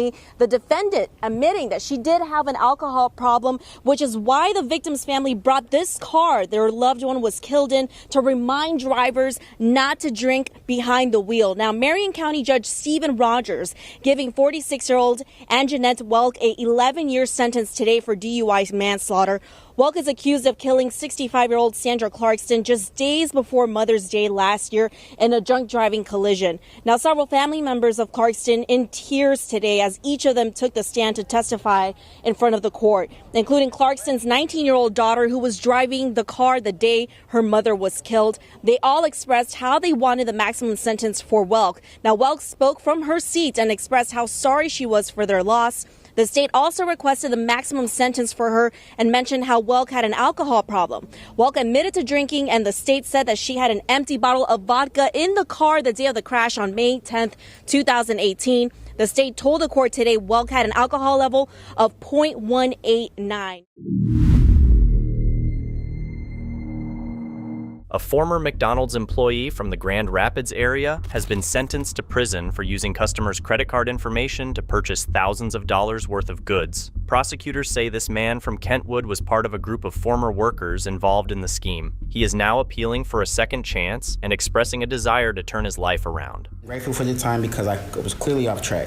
I have made bad decisions and the results have landed me incarcerated. Quanta Barnes was one of 4 former McDonald's employees in the Grand Rapids area involved in a credit card theft scheme between November 2022 and January 2023. Investigators uncovered nearly 100 photos and videos of stolen credit card information. According to the Kent County Sheriff's Office, the group used these stolen cards to make over $50,000 in fraudulent purchases, both in stores and online. Mr. Barnes is a very intelligent young man. He just fell into a group of friends that was not good for him. And I think he's shown to this court that he has done things to cut ties with that group of friends. Barnes faced not only charges for his role in the McDonald's credit card theft, but also for draining $60,000 from a West Michigan man's bank account while the man's wife was dying in a Grand Rapids hospital. Investigators linked the stolen funds to a sports gambling site, where they discovered accounts under Barnes's name, as well as the names of 2 other victims. Michigan State Police indicated that the man was still missing nearly $40,000. Barnes has expressed deep remorse for his actions, acknowledging the harm he has caused. He stated, "I'm ashamed of what I've done, and I sincerely apologize to the victims. I know what it's like to work hard for money, and I know I robbed people of that." Barnes pled guilty to several felonies and was sentenced. During sentencing, both he and his attorneys emphasized that he has taken significant steps toward turning his life around. Barnes shared, "I've had a lot of time to reflect on my past. I'm currently working on my GED and, more importantly, on myself. I'm very hopeful that this court and no other court will ever see me again because I've truly taken this to heart and understand the impact of my actions." His sentences will run concurrently. Chilling new footage has been released showing the deadly escape of an inmate in Iowa. Prosecutors have shared surveillance footage showing the prisoner overpowering 2 deputies, resulting in the death of one and the wounding of the other. The inmate, Wesley Correa Carminati, was later recaptured. The newly released video reveals the convicted murderer lunging at an Iowa sheriff's deputy, stabbing him with a shank. Correa Carminati had unlocked his cuffs and shackles using a key he had somehow acquired. In a desperate race against a second officer to reach the gun in the van, Correa Carminati shot Deputy Mark Burbridge and wounded Deputy Pat Morgan in the torso. The convicted killer then slammed the van through the jail's garage door, carjacked a vehicle, and led police on a chase before being apprehended. He will not breathe another breath of free air in his life. At his sentencing hearing, the escaped prisoner, Wesley Correa Carminati, claimed that he did not intend to kill Deputy Mark Burbridge. However, the officer's family is left devastated. To me, he's a monster, a sociopath with no emotion. I'd go as far to even say he's the devil. Wesley Correa Carminati pleaded guilty to 12 counts, including murder, and has been sentenced to life in prison for his crimes.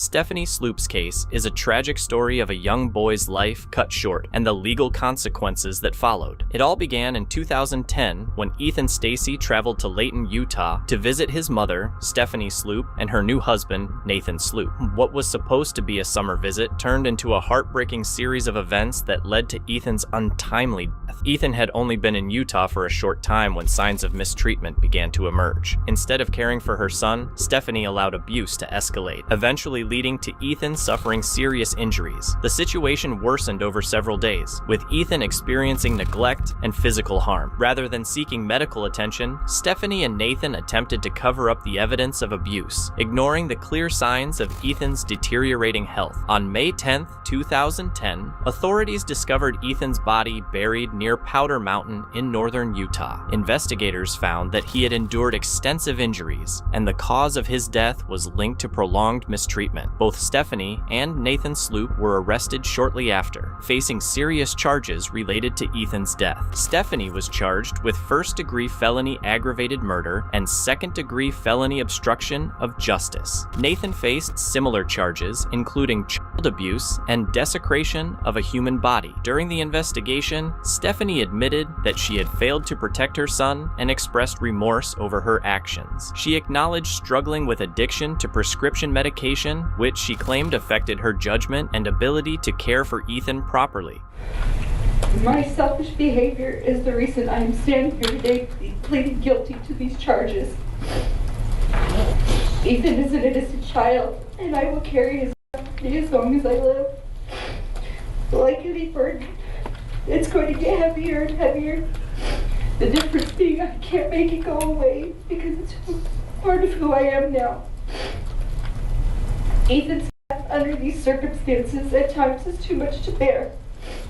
But the fact is I am entirely responsible because I am his mommy. I failed to take care of him properly because I couldn't even take care of myself.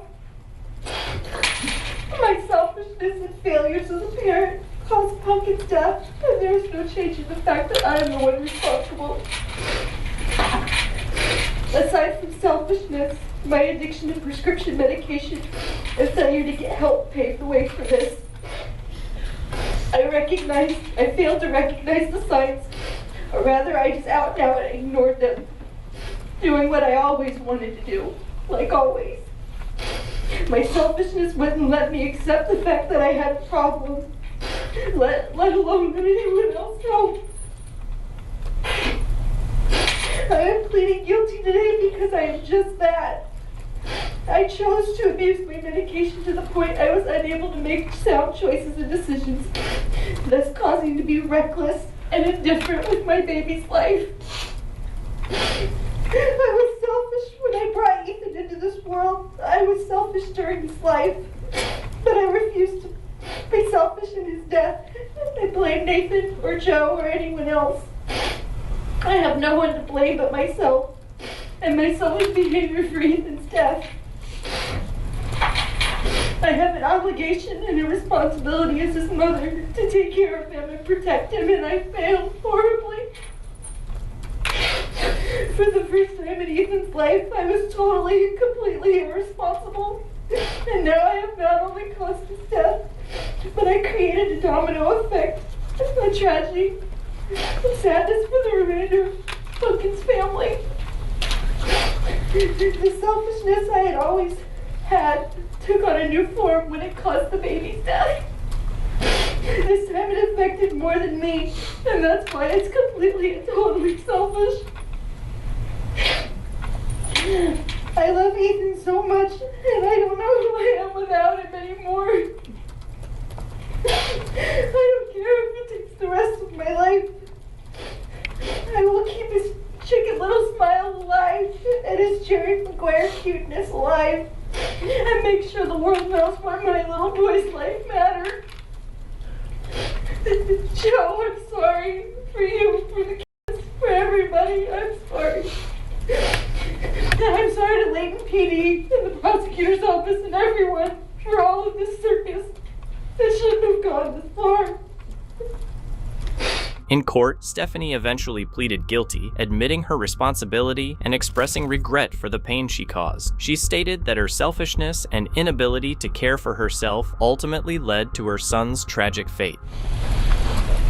Ms. Sloop, having been convicted of the offense of aggravated murder, a first-degree felony, you are sentenced to an indeterminate prison term of 20 years to life in the Utah State Prison. Having been convicted of the offense of obstruction of justice, a second-degree felony, you are sentenced to a term of 1 to 15 years in the Utah State Prison. The court orders the sentences to be served concurrently, and that Ms. Sloop will receive credit for time already served. During sentencing, Stephanie was given 20 years to life in prison for aggravated murder and an additional 1 to 15 years for obstruction of justice. The sentences were ordered to run concurrently, with the possibility of parole after serving a minimum of 20 years. The judge emphasized the gravity of the crime, acknowledging the pain suffered by Ethan and the lasting impact on his family. Stephanie's sentencing meant she would not be eligible for parole until 2055, when she would be 72 years old. Prosecutors urged the parole board to deny any potential release, citing the severity of the case and the irreversible harm caused. Nathan Sloop, Stephanie's husband, and Ethan's stepfather, also convicted in connection with Ethan's death, is serving a 25 years to life sentence. His first parole hearing is likewise set for May 2055. In November 2023, a 46-year-old man in Niagara Falls was attacked and killed with a baseball bat and golf club. 3 teenagers have been sentenced to prison for their roles in the attack. The sentencing revealed disturbing details about the incident, but the identity of the primary assailant remains a mystery. He's a frightened, scared kid.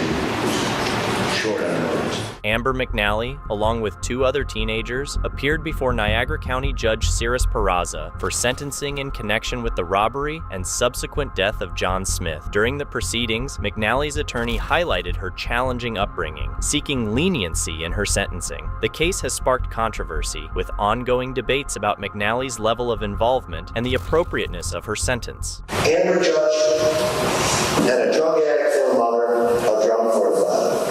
McNally's attorney contended that she was forced into participating, alleging that Hardiman and Lamas used her to lure Smith into a meeting, aiming to rob him for drug money. This defense suggests that McNally's role was that of an unwilling accomplice, manipulated by the other 2 defendants. It was her idea to rob him. They knew he had maybe $40 or $50. Gary Lamas beat John Smith to death, while James Hardiman used a baseball bat in the attack. Amber McNally claims she was unaware that the 2 were armed during the robbery. She has been sentenced to 8 years in prison, but only for her involvement in the robbery, not the murder.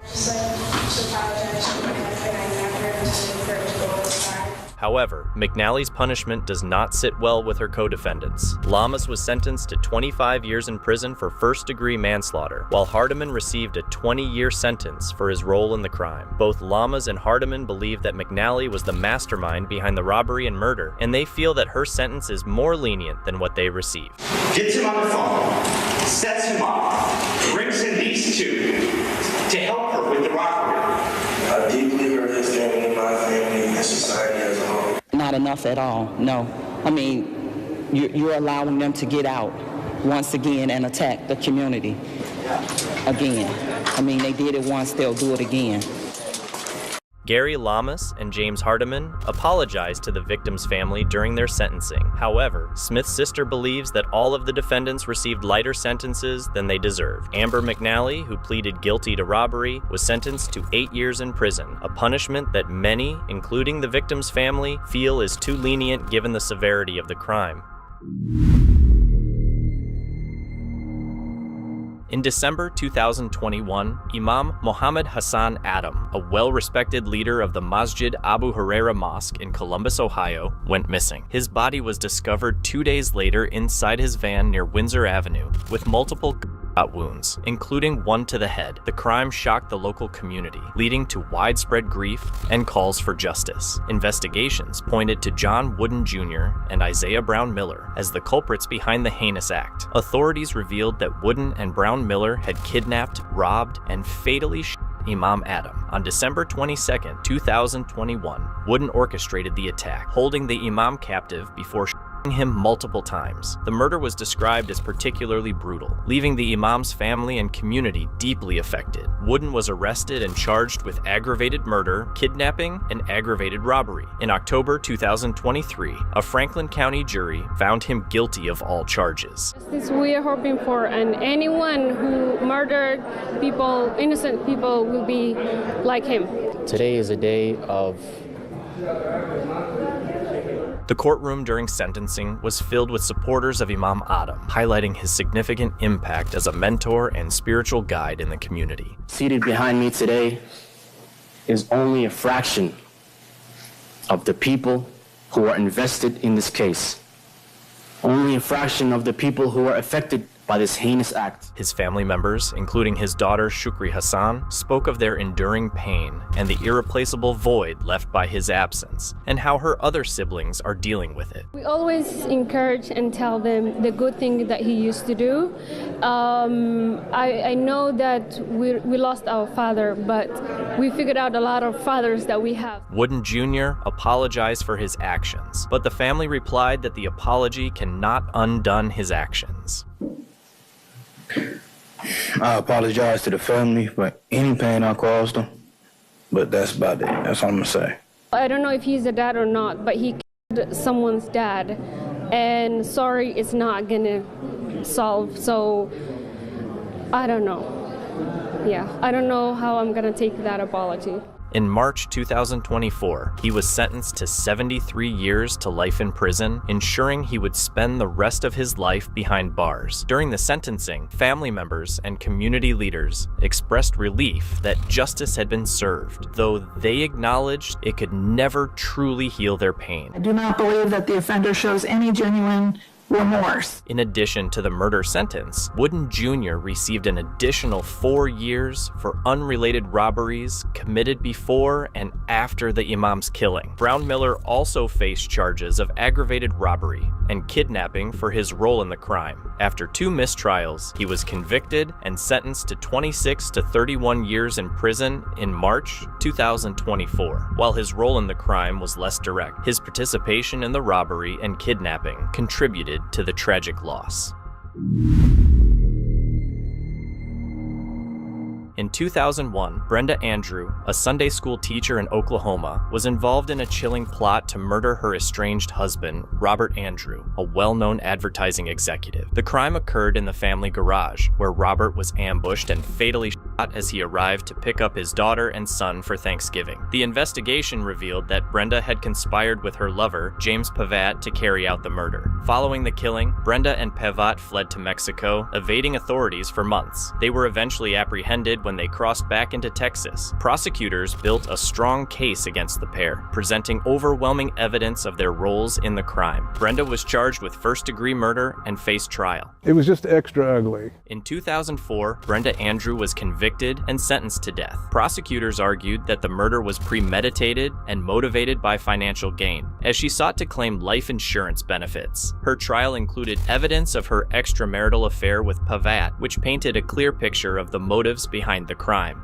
Years later, Brenda appealed her conviction, asserting that details of her personal life, including her affair, unfairly influenced the jury and compromised her right to a fair trial. The 10th Circuit Court of Appeals reviewed the case, but upheld her conviction and death sentence in a 2-1 decision. The court acknowledged imperfections in the trial, but deemed it legally fair. Not surprised. I mean, the evidence was overwhelming. The evidence was overwhelming at the preliminary hearing phase. I mean, there were so many pieces of evidence. As of now, Brenda Andrew remains on death row, with her execution date yet to be scheduled. Her legal team has indicated plans to continue seeking a new trial, potentially appealing to the U.S. Supreme Court. James Pavat, her co-conspirator, was also on death row, with his execution date set for July 11, 2024.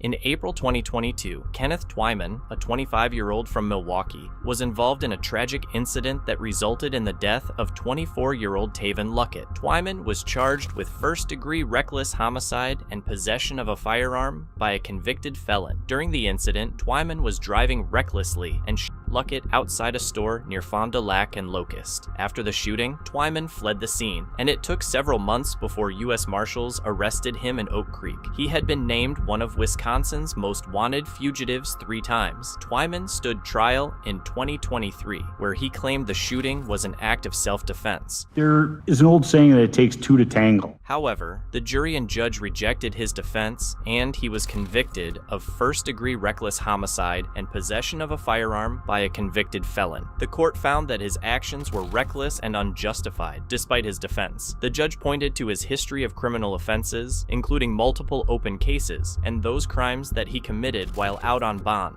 further complicating his case. The pattern of lawlessness, multiple open cases, committing new crimes while out on bond. Twyman also had a history of avoiding legal responsibility, as he skipped court hearings 6 times. Could you be lenient in my sentencing? For I'm not who they pay me out to be. During the sentencing in May 2023, Luckett's family expressed their deep grief. They described Twyman as a coward with a gun and spoke about the pain his death caused. Twyman, in return, apologized to the family. Kenneth Twyman played God with a gun that he had no license to own. What has Kenneth Twyman done with his life here on earth, other than being a menace to society?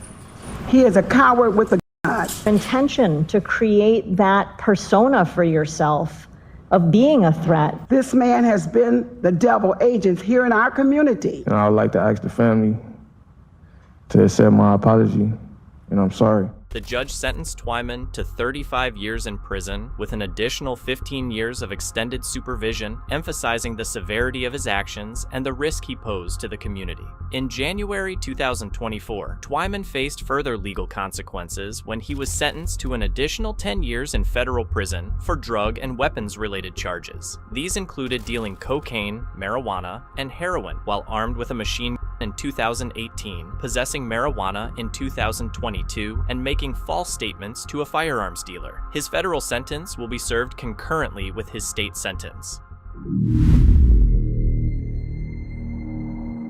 The convicted defendant, DeAndre Lane, addressed the judge by her first name and then accused her of lying, a move that did him no favors. He will spend the rest of his life in prison. The courtroom atmosphere was charged from the beginning. The judge initially invited Bianca Jones's mother to make a statement before sentencing. Despite everything, she continued to support the convicted murderer, DeAndre Lane. Last year, my daughter disappeared.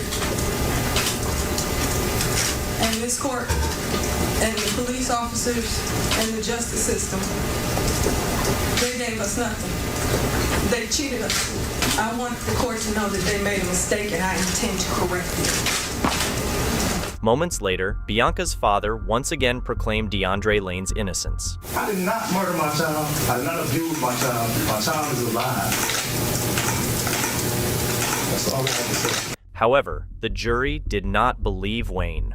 Testimony from family members who reported seeing what appeared to be Bianca's lifeless body on the day she disappeared, combined with other evidence, sealed DeAndre Lane's fate. Lane had always claimed that Bianca was kidnapped during a carjacking, but her body was never found. When it was the judge's turn to speak, the real fireworks began. When she died, you had to devise a plan, a way to escape what you had done. You carried her around and controlled her dead body like a rag doll. As Lane left the courtroom, he called the judge a liar. Court is going to sentence you, excuse me, sir, to no less than 11, no more than 30 years in prison. You know you're a liar, Vonda. Bring him back out here. So as a result, no, excuse me, don't address me as Vonda. Take him out of here. Take him out. Take him out. This was a very challenging case for law enforcement. Detroit police, along with the FBI, worked tirelessly to solve it. Unfortunately, Bianca Jones remains missing to this day. In December 2022, a family altercation in Ohio took a devastating turn when Mia Harris, during a heated argument with relatives, shot her granddaughter, Myra. I had to plead for my life, and then you shot my daughter in front of me. The incident, which began as a fistfight among family members, escalated to violence, leaving Myra critically injured. Doctors initially gave the girl only days to live, but her remarkable resilience defied all odds. I had to watch my daughter fight for her life. You know, they gave Myra 3 days to live. 3 days. And then on the third, they gave her 5. They don't even know how she's alive right now. Despite her survival, Myra now faces lifelong challenges due to the injuries inflicted that night. She snapped. Call it a breakdown, call it a mental breakdown. She just snapped. The defense blamed it on her mental health. Rape and pillage the earth and think you don't get judged. Following her arrest, Harris exhibited erratic behavior during police interrogation, raising questions about her mental state. Evaluations by 3 doctors offered mixed conclusions. While all acknowledged potential mental health concerns, 2 of the doctors attributed her actions primarily to substance abuse, revealing that Harris had purchased marijuana from a new dealer weeks before the incident. Those 2 doctors also told us, and I think it needs to be made clear, that what they felt was the primary contributor, the primary driver of Miss Harris's behavior that night was substance abuse. On February 23, 2023, Harris pleaded guilty to felonious assault. During the sentencing hearing, she chose not to address the court, instead submitting a written letter to the judge. Family and friends provided character witness statements, describing Harris as someone who had no prior criminal history and expressing shock over her actions. However, the defense's argument for leniency was met with skepticism, as prosecutors highlighted the severity of her crime. Destiny Buffington, Myra's mother, spoke during the proceedings, recounting the trauma of that night and expressing her heartbreak over her daughter's suffering. Despite the pain, she urged Harris to seek forgiveness and reflected on her faith in divine judgment. You hear that? That is just God, and I know that you know that just as much as me. And I pray for you. On March 10, 2023, the court sentenced Mia Harris to 9 to 12 years in prison. While the legal case has concluded, the emotional impact of the incident continues to ripple through the family. In November 2018, DeQuavius Jamal DJ Howard was arrested in Macon, Georgia, in connection with the death of Michael Antoine Chapman. Howard faced charges of armed robbery and murder. The arrest followed a violent altercation that ended tragically, and Howard was held without bond. As the years passed, the case made its way through the court system, and eventually, Howard stood trial for the charges against him. During the trial, the court heard emotional testimonies from both the prosecution and the defense. Finally, after months of legal proceedings, the judge made a statement at the sentencing. Now, you and you alone are responsible for all of the grief that comes with that. You are responsible for every bit of anguish and agony that everybody on that side of the room feels, including your own family. The judge addressed Howard directly, acknowledging the profound impact of his actions on both the victim's family and his own. He spoke about the deep sorrow felt by everyone in the room, emphasizing how the families of both Howard and the victim would forever be changed. If I live to be 1,000 years old, son, I will never understand why it is that in this community we settle our differences with a gun to a greater extent than I see in a lot of other places. The only good thing about the coronavirus pandemic was that I got a year off from having to sit in this room and look at dead bodies on that screen and young men at that table who had killed them. For years, I do it all the time. The judge expressed his frustration at the frequency of violence in the community, remarking that it had become a way of handling disputes. He also mentioned that, despite a brief respite from such cases during the pandemic, he had consistently faced similar tragedies over the years. He shared his confusion about why the community resorted to violence to solve problems. And it's sad, and I don't understand. 2 lives have been thrown away. Yours and Mr. Chapman's. And 2 families will never be the same. All because of the choice that you made. And it's a choice that way too many people make around here. Son, The judge further highlighted the devastating consequences of Howard's choices, noting that 2 lives had been lost, Howard's and Mr. Chapman's, along with the irreparable damage to 2 families. The judge spoke about the importance of making different choices and emphasized that the cycle of violence needed to end. it's a sad day in this room for everybody in it. And Mr. Schoolcraft is right. Sending you to the penitentiary may not stop the next guy or the one after that or the one after that. But word needs to get out. We're back in business down here. I can't stop you or can't stop other people from killing people, but I can stop you from doing it again in this town. And that's what I aim to do, son. I want you to remember for the rest of your life how everybody on that side of this room is feeling right now. Mr. Chapman's family will never see him again. Your family will never see you again outside of the prison. In closing, the judge acknowledged that sending Howard to prison might not stop the next person from committing similar acts, but it was necessary to send a message. The judge made it clear that Howard would not have the opportunity to repeat his actions, ensuring that he would not be able to harm others in the same way again. He was sentenced to life in prison. The mother, accused of murdering her daughter, Aria Blanton, in Menifee County changed her plea and admitted her guilt. While 2 of the charges against Laura Blanton were reduced, the murder charge remained intact. Earlier in the case, deputies testified that Aria had severe injuries and signs of abuse at the time of her death. Laura Blanton pleaded guilty to murder and 2 other charges. Investigators say Aria was harmed while Blanton's boyfriend, Robert Collins, was taking care of her. Collins claimed the girl was injured when she accidentally hit her eye, but police noted the extensive bruising and concluded the injuries were not accidental. The girl died just days later. Blanton was initially charged with murder, complicity to rape, and complicity to sodomy. As part of a plea deal, 2 of those charges were reduced to complicity in first-degree criminal abuse, while the murder charge stood. This deal came with a significant prison sentence for Blanton. The recommendations here would be 20 years on count 1, count 2 would be 10 years, and count 3 would be 10 years. All are run concurrently for a total of 20 years. Laura Blanton, the mother convicted in the 2017 death of her daughter, Aria Blanton, was sentenced to 20 years in prison. She pleaded guilty to 1 count of murder and 2 counts of conspiracy to first-degree criminal abuse.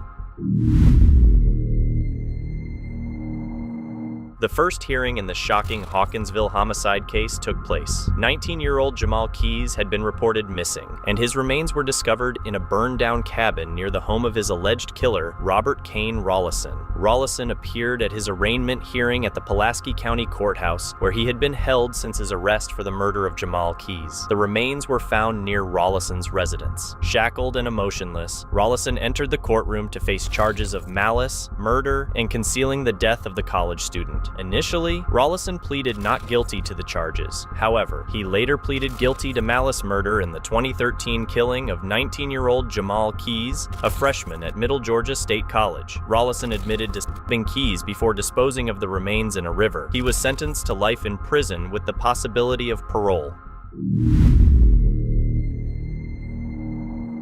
In January 2022, a tragic incident unfolded in Scottsdale, Arizona, when Chaska Davis Smith was found unresponsive in a bathtub at the Extended Stay America Hotel. He was staying there with his grandmother, Stephanie Davis, and her husband, Thomas Descharnay. Chaska was rushed to a hospital, but was pronounced dead shortly after. A medical examination revealed severe injuries, pointing to a history of abuse and torture. Frankly horrific, involving allegations of torture. Authorities soon arrested Davis and Descharnay, charging them with first-degree murder, child abuse, and tampering with evidence. Investigations revealed that the couple had subjected Chaska and his younger half-brother to prolonged physical and emotional abuse. Despite Davis's claims that Chaska's injuries were self-inflicted, evidence and witness testimonies painted a harrowing picture of systemic cruelty. The Department of Child Safety had received reports over 5 years regarding the boys' well-being, but never found sufficient evidence to intervene. Neighbors and hotel staff later described suspicious behavior, noting that the boys were often covered in hats and long sleeves, even in warm weather, likely to conceal bruises and scars. They always had hats on and glasses and long, even in the summer, long sleeves and long shirts. They were obviously covering what apparently the police are saying now are bruises and scars. In June 2022, the Maricopa County Attorney's Office announced its intent to seek the death penalty against Davis and Descharnay, citing the heinous nature of the crime. Additional charges of kidnapping and further abuse were filed in May 2023 as investigations continue. By December 2023, while awaiting trial, Descharnay faced a new accusation of murdering his cellmate at the Lower Buckeye Jail, leading to an additional death penalty notice. The couple's trials are set to continue into February 2025, with both defendants facing the possibility of capital punishment. Meanwhile, Chaska's brother, who was also in Davis's care, has been placed under the custody of the Department of Child Safety. Efforts to locate the boy's biological mother remain ongoing. In Middletown, Ohio, the tragic case of James Hutchinson has left a community in mourning. The events leading to his death began with concerns about neglect and mistreatment within his household, involving his mother, Brittany Gosney. Days before the incident, Gosney reportedly disciplined James and his siblings in a manner that raised serious questions about her caregiving. Tying her hands and feet behind her back and placing a cloth material in her mouth, purportedly leaving the child in that position for hours. Shortly after, she made the decision to take James and his siblings to Rush Run Park in Preble County, intending to leave them there. When James tried to return to the vehicle, an accident occurred, leading to his passing. In the aftermath, Gosney returned home and sought assistance from her boyfriend, James Hamilton, regarding how to handle the situation. Law enforcement later discovered that James's remains had been placed in the Ohio River near Lawrenceburg, Indiana. Despite search efforts, they have yet to be recovered. Living right next door, I'm reminded every day. So that doesn't ever go away. That'll never go away. As a mother, that will never, ever, ever leave my mind. Ever. The community has been deeply affected by the case. Neighbors and those who knew James have expressed their grief and shared memories of the boy. She also shared that Gosney's boyfriend always gave her bad vibes. Everything that she's gonna get, she deserves everything that she's gonna get. That poor baby will probably never be put to rest. She added that Gosney deserves the punishment for her horrible actions. What is your plea? Guilty. A guilty plea eliminates all doubts of accident or any other defense that might be available. During a court hearing, Gosney pleaded guilty to charges related to the incident, including child endangerment. Prosecutor Mike Moser emphasized that Gosney's actions fell far short of what is expected of a parent and secured justice for James through the plea.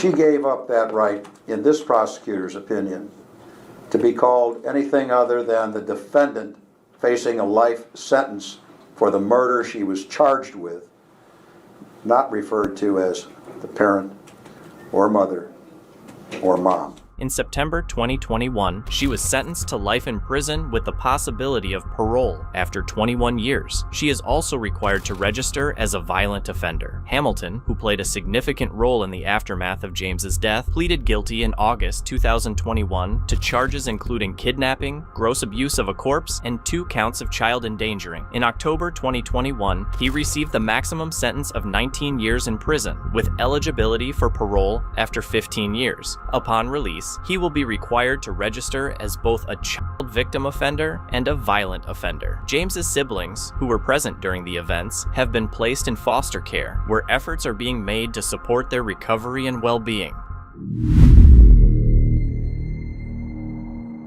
On January 16, 2017, Elizabeth Faye Cannon, 48, fired at Vernon Marcus Jr. and his friend as they walked past her home on Bloomfield Drive in Macon, Georgia. The shooting left Marcus critically injured with a gunshot wound. Cannon claimed she fired the shots to scare the boys, alleging that they had been throwing rocks at her house. After speaking with the responding deputy, Deputy Young, he stated that Ms. Cannon had admitted to him of firing several shots just to scare the gentlemen that was walking near her property, and she didn't mean to hit one of them. And she one of the bullets ended up striking one of them in the head, back of the head.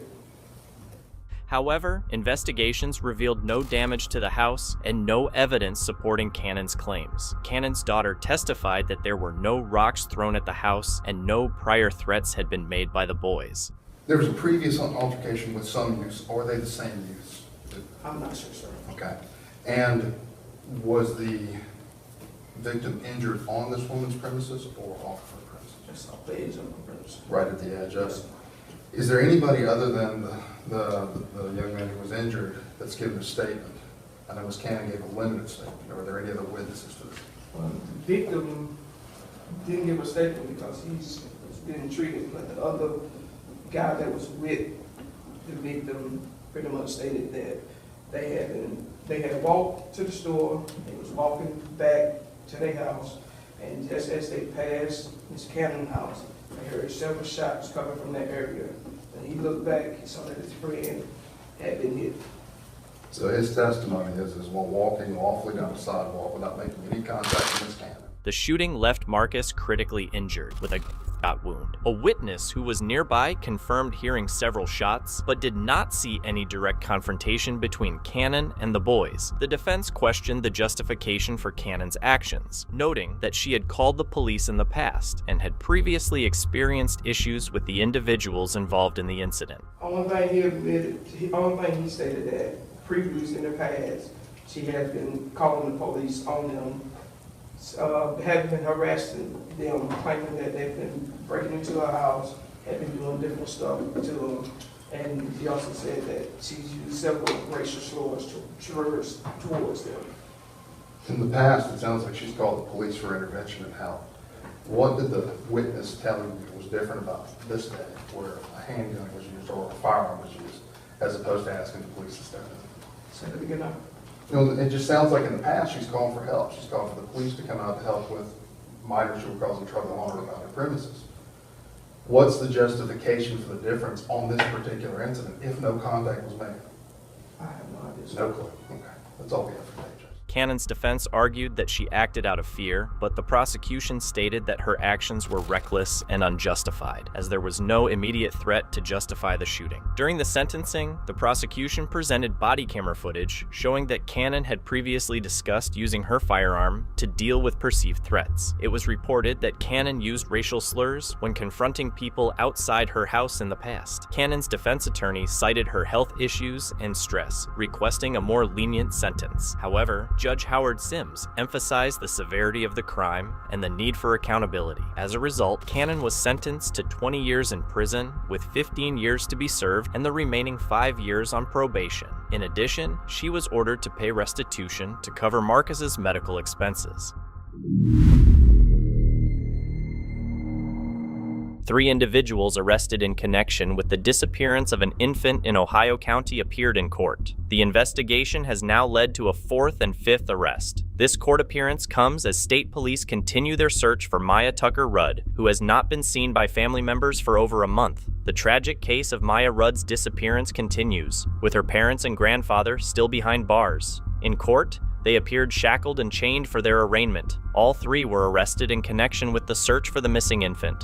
Police say the parents face numerous charges, including drug-related offenses and the abandonment of a minor. The grandfather is also charged with possession of a handgun and firearms by a convicted felon. By my meager counting, you are looking at 50 years in the state penitentiary. Judge Vincent informed Tesla Tucker, the mother of the missing infant, about the potential length of her sentence if convicted. The father, Cage Rugg, faces up to 30 years in prison, while the grandfather could be sentenced to life. Over the weekend, 2 additional arrests were made in connection with the case. The grandmother of the missing infant, 49-year-old Billy Smith, was charged with domestic violence. Officials discovered an active warrant for her during a welfare check for the missing girl. This warrant was related to an incident in Davis County. The 5th arrest is 37-year-old Timothy Roach, who allegedly threw a bottle of unprescribed Suboxone under his vehicle as officials arrived at Miss Smith's driveway. Both Smith and Roach are currently being held at the Ohio County Detention Center.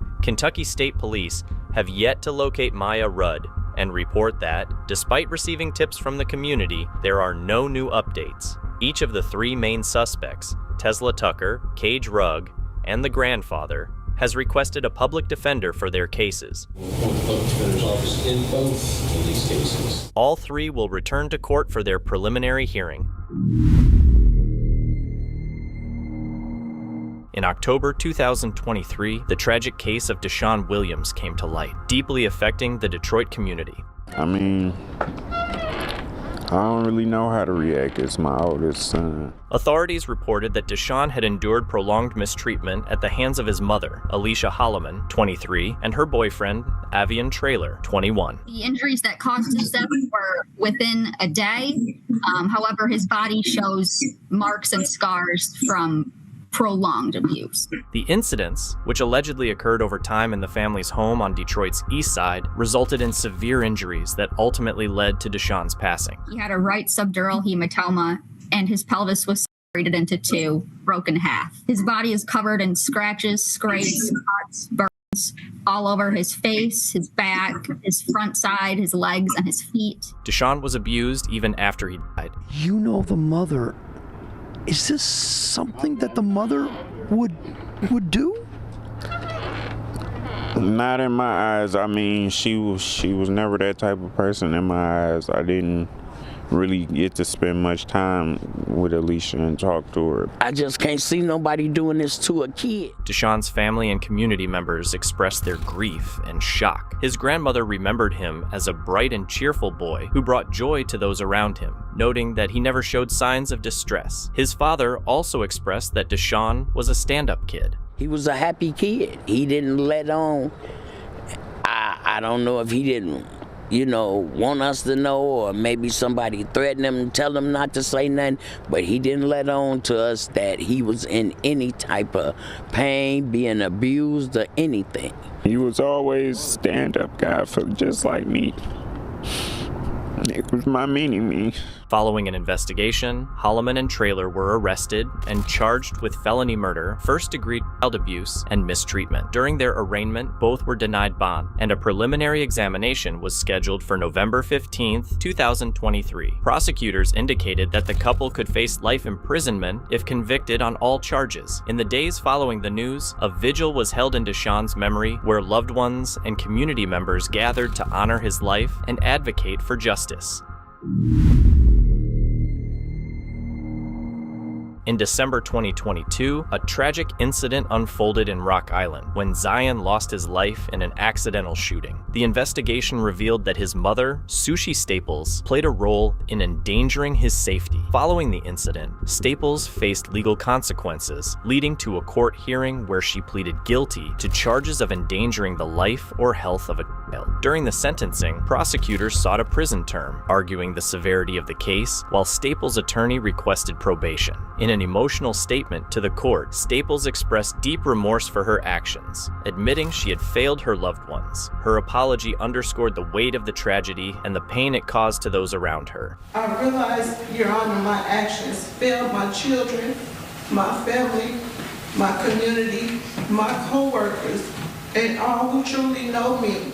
The judge ultimately sentenced Staples to 2 years in prison, granting her credit for 204 days already served in county jail and allowing day-for-day credit during her term. After completing her sentence, she will undergo 6 months of mandatory supervised release. Recognizing her struggles with anxiety, the court recommended placing her in a facility that offers mental health counseling to support her rehabilitation. Andrew Mullis appeared in Bibb County Superior Court seeking bond after he was charged in the shooting death of 42-year-old Dedrick Bulls in December 2022. Mullis turned himself in following the incident, which he claims was an act of self-defense. According to Mullis, he was approached by 3 men, including Bulls, who were armed. Fearing for his safety, Mullis testified that he retrieved his from his vehicle, but did not immediately use it. Instead, after a brief exchange, he fired the gun at Bulls. Aimed at me in a aggressive manner. And what did you do? I got scared and I let off one shot. Mullis admitted to having consumed alcohol before the shooting, though he was 19 at the time, and confessed that he ran from the scene afterward. His defense team argued for immunity, stating that Mullis's actions were justified, but the prosecution contended that his response was unreasonable. Judge Jeffrey Monroe questioned why Mullis did not leave the area after retrieving his gun, pointing out that there was no clear indication that the situation was particularly dangerous. Why didn't he at that point get in it and leave? The defense explained that Mullis was waiting to lock up after his shift at Full House Tavern, but the judge found this reasoning insufficient. This particular instance, there is no body language that indicates that this was a tense situation. Consequently, the motion for immunity was denied. The family and friends of Dedrick Bulls expressed their grief at the decision, with Bulls' girlfriend, Katie Mayo, emphasizing that no one could ever replace him. Trying to fill the void and the whole of the man that he was is impossible. There will never be another person like Dee. Despite the ruling, Judge Monroe granted Mullis a $100,000 bond with conditions. If released, Mullis will be required to wear an ankle monitor, live in a neighboring county, and refrain from contacting any witnesses in the case. He is also prohibited from entering Bibb County, except for legal matters related to the trial.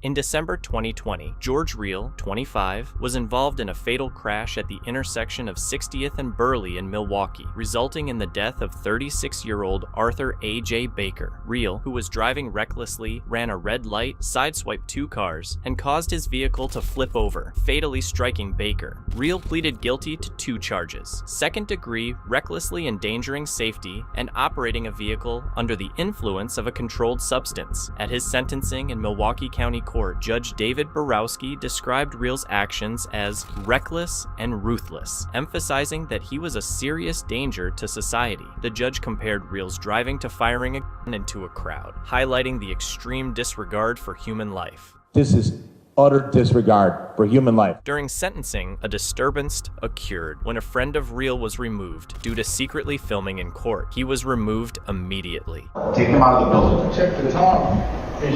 George, I know you ain't do that. They seen what Carl was talking about. I'm taking Reel expressed remorse in court, stating that he would do anything to go back and change what happened. I am sorry and would do anything to go back in time and change things. I never meant for anybody to get hurt or killed. Mr. Reel, your driving is the equivalent of spraying a gun into a crowd and saying, well, I didn't intend to kill anybody. However, Judge Borowski pointed out that Reel had been out on bail for another reckless driving case at the time of the crash, further demonstrating his ongoing dangerous behavior. The judge also criticized the bail system for allowing individuals like Reel to remain free while posing a danger to the community. Mr. Reel, you are the poster child for 2 of the biggest problems we have in the city of Milwaukee and Milwaukee County. Not just reckless, but ruthless driving and people being assigned bails that are too low. The court noted that Real's actions needed to be punished not just to hold him accountable, but to protect others from further harm. But I want to make it very clear. Mr. Real is an extreme danger to the community. He's an extreme danger. In fact, I think he's a certainty to reoffend. In addition to his 20-year prison sentence, Real will serve 15 years of extended supervision after his release. The judge granted the maximum sentence in part due to a request from Baker's sister, who urged for the harshest penalty possible.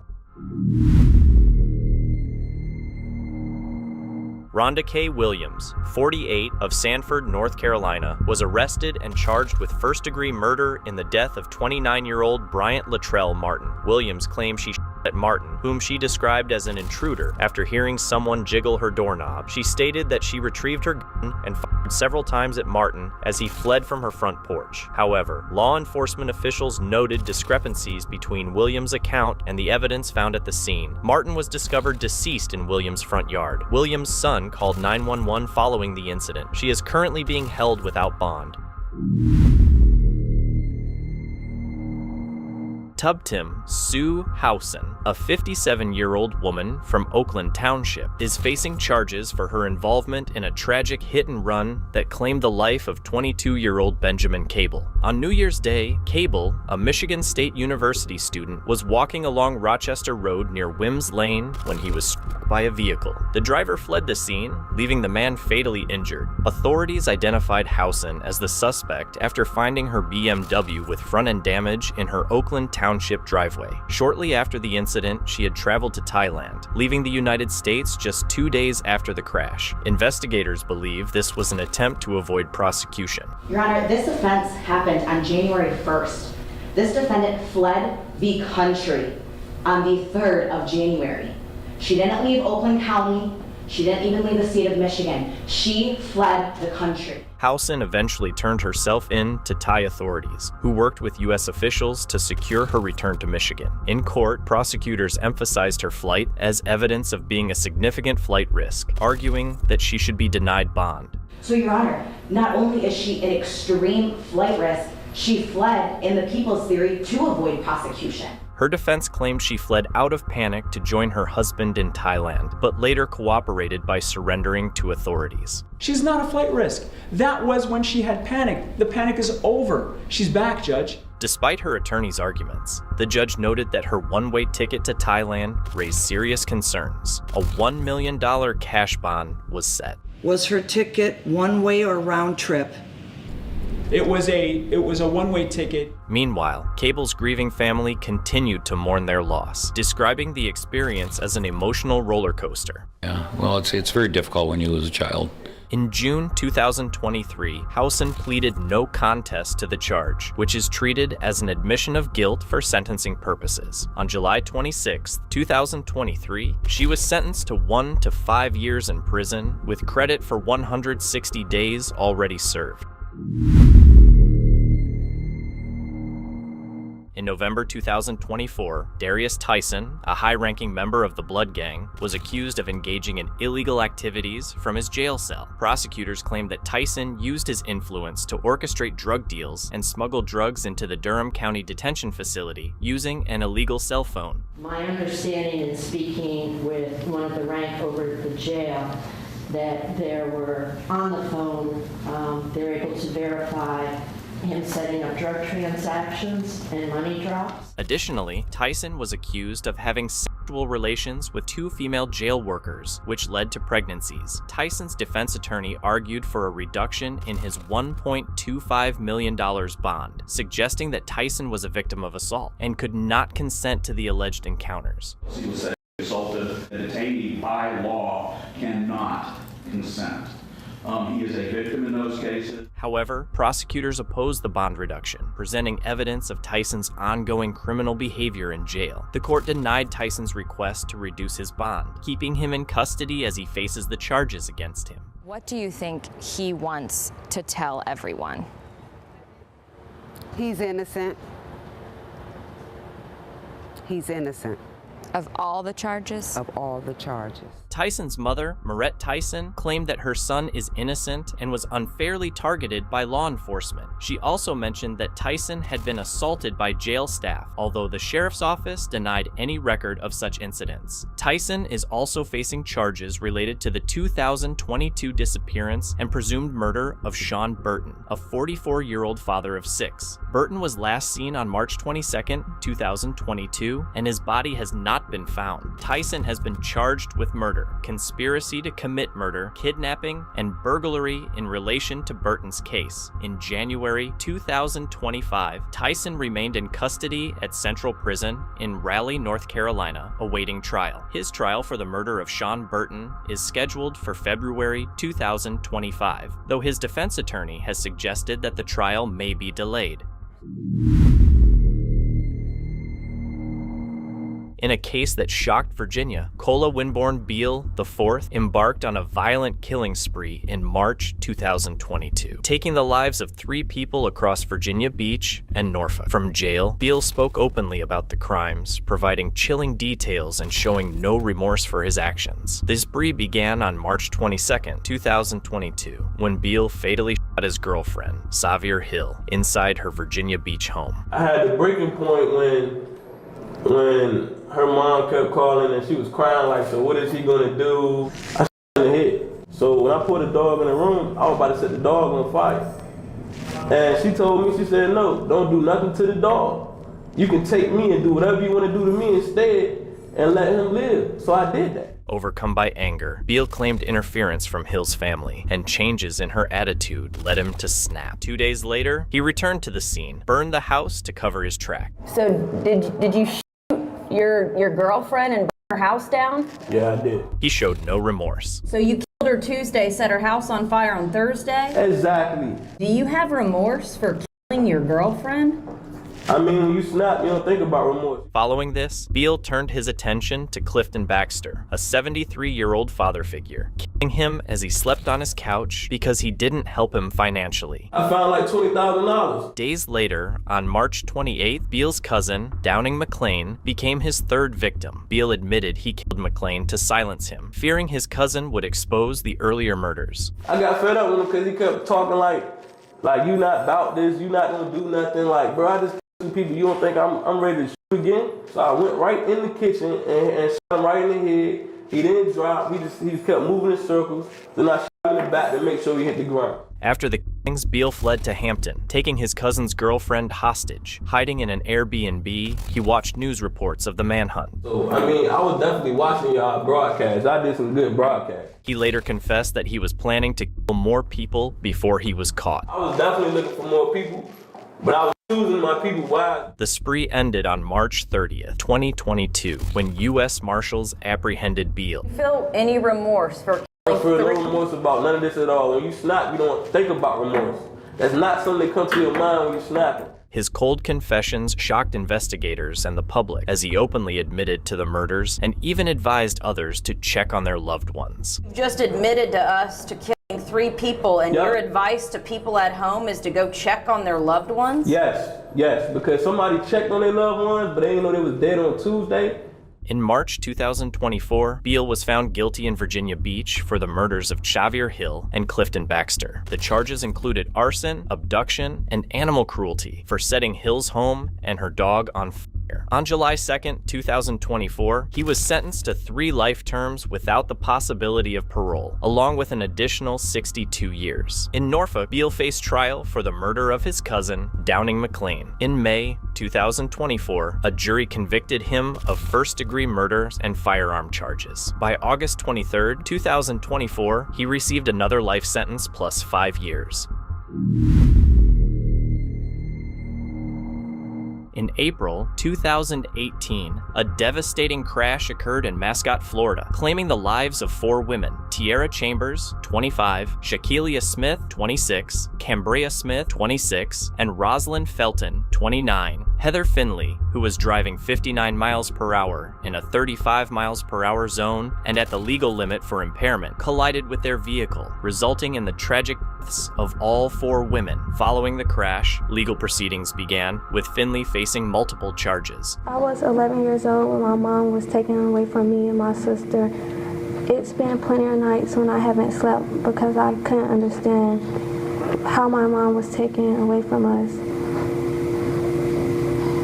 Heather, you still have life. Your parents will be able to see you in prison. My sister and my papa, we have to go to the cemetery to talk with my mom. During the sentencing hearing, the courtroom was filled with family members of the victims who expressed profound grief and frustration. We'll draw our previous entered plea of not guilty, enter a plea of no contest to all 4 counts of vehicular homicide. Today, we're sitting here listening to a plea bargain where she signed to do 48 months in DOC, which is 1 year for each life that she took. A plea agreement was eventually reached, under which she pleaded guilty to 4 counts of vehicular homicide. In exchange, prosecutors dropped 4 DUI charges. The agreement also included a sentence of 4 years in prison, equivalent to 1 year for each victim, along with 6 years of probation, a 3-year driver's license revocation, and $200,000 in restitution to the victims' families. The terms of the plea deal were influenced by concerns over potential legal complications if the case went to trial. I know me saying sorry doesn't mean anything, and it's not going to bring these girls back, but there's not a day that goes by that I don't think about them and their families. Heather apologized with tears in her eyes to the family and stated that she never wanted this to happen. But what she's pleading out to is an absolute joke. The law that was supposed to protect us let us down. I would truly, my daughter, from my family to their family, we would truly like to apologize for everything that has happened. They described the punishment as grossly inadequate, highlighting the devastating impact on the ones left behind. Many questioned the fairness of the sentence, viewing it as insufficient to reflect the magnitude of the tragedy. Samantha Wool, a well-known Jewish community leader in Detroit, was tragically murdered in her home. Her death led to a high-profile investigation and trial that culminated in a controversial verdict. Samantha was deeply involved in interfaith relations, having founded the Muslim-Jewish Forum of Detroit and later serving as president of the Isaac Agree downtown synagogue. She was widely respected for her efforts to bridge gaps between communities and promote peace. She was last seen returning home after attending a wedding. Shortly after, she was attacked inside her residence. A neighbor later found her body on the sidewalk outside her home, prompting an immediate police investigation. Authorities initially detained an acquaintance, but released him without charges. After an extensive investigation, 28-year-old Michael Jackson Bolanos was arrested and charged with murder, home invasion, and lying to police. A key moment in the trial was the testimony of Samantha's sister, Monica Rosen. She described her close relationship with Samantha and her shock upon learning of the murder. She also recalled conversations with detectives in the early hours after her sister's death, where she mentioned an individual named Aaron. She initially described Pergam as a stalker, but later clarified that she had used the term casually and had no real basis for it. You had an opportunity to speak to detectives in the investigation of this case, correct? I did. Okay.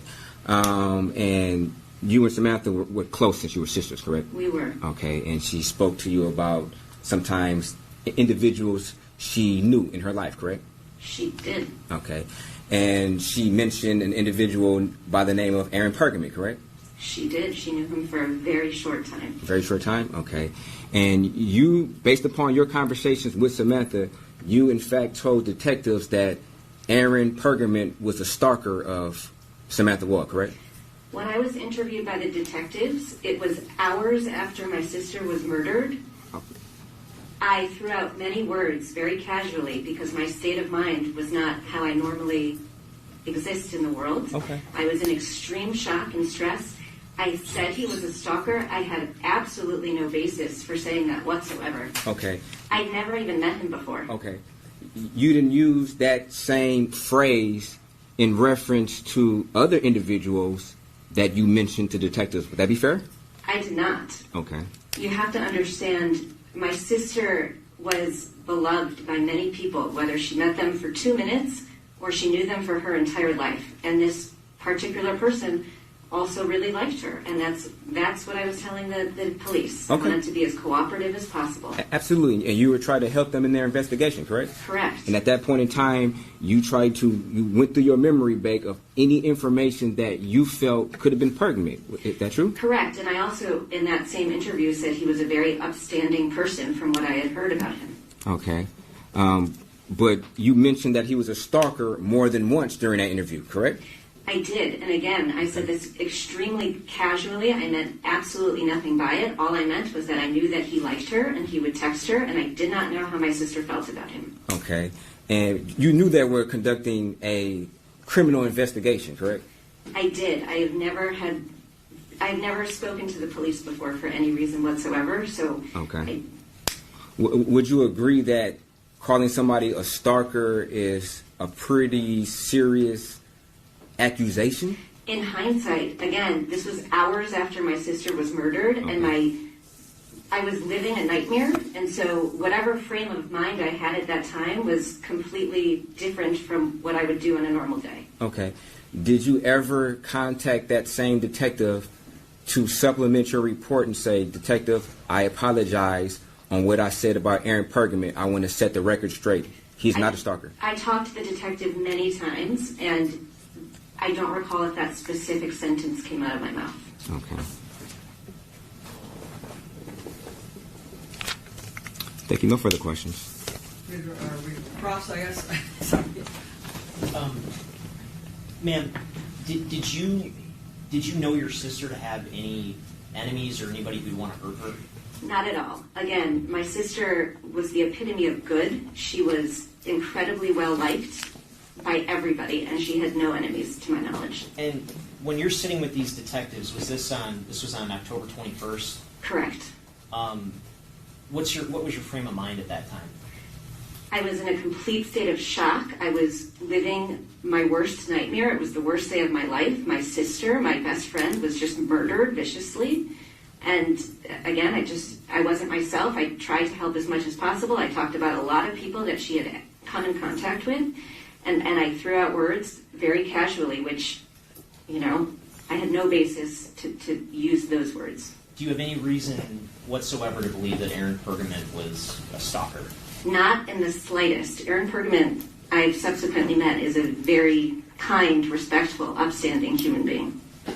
Thank you. Nothing further. Can you redirect? Did you know whether or not your sister gave Aaron Pergament a key to her apartment? I do not know, but I do not think she did. You don't think? Okay, but you don't know, correct? I do not know specifically. Thank you. No further questions. During the trial, prosecutors presented surveillance footage placing Jackson Bolanos near Wool's home and forensic evidence, including Wool's blood on his jacket. The defense argued that while Jackson Bolanos had lied to police, there was no direct proof that he committed the murder. And just after lunch, and we received a note a little while ago indicating that you are still deadlocked as to 2 of the counts. You've reached a verdict as to 2 of the counts, and you are not making any more progress. Is that correct? Yes, Judge. Who is your foreperson? You are actually juror number 15? Okay. Juror number 15, we will take a partial verdict as to the 2 counts that you have reached a verdict on, and if you haven't reached a verdict, just say deadlocked, okay? And if you have reached a verdict, read what's next to the box you checkmarked under that count, okay? So the clerk is going to take the verdict from you. Please stand. And after she reads the count and the charge, you read what's next to it, or deadlocked if you're deadlocked. Thank you. In the case of the people of the state of Michigan versus Michael Manuel Jackson Bolanos, Mr. Foreperson, will you please read the verdict form as marked as to count 1, first-degree felony murder? Deadlocked. As to count 2, first-degree premeditated murder? Not guilty. As to count 3, home invasion first degree? Deadlocked. And as to count 4, concealing facts or misleading the police? Guilty. All jurors, please stand and raise your right hands. Members of the jury, listen to your verdict as recorded by the court. You do say upon your oath that you find Michael Manuel Jackson Bolanos hung as to count 1, first-degree felony murder, not guilty as to count 2, first-degree premeditated murder, hung as to count 3, home invasion first degree, and guilty of count 4, concealing facts or misleading the police. So say you, Mr. Foreperson, so say you, members of the jury. After deliberation, the jury acquitted Jackson Bolanos of first-degree murder, but found him guilty of lying to police. They were deadlocked on felony murder and home invasion charges, which were later dismissed by the judge. Jackson Bolanos received a sentence of 18 months to 15 years for providing false information to authorities. We are absolutely convinced overwhelming evidence points to him as the murderer, and disappointed in the justice system, but we're glad he's going to remain in jail for the next few months and hopefully longer. And we're going to appeal the legal issues as much as we can. Our family has been devastated by this whole process and the antics of the defense attorneys who have used lies, misdirection, made up stories, hypotheses that have all been proven untrue. So our family's just trying to persevere and get through this nightmare. Samantha's family, including Monica, expressed deep disappointment with the trial's outcome, insisting that Jackson Bolanos was responsible for the crime. They continue to push for justice while preserving Samantha's legacy of community service and interfaith unity.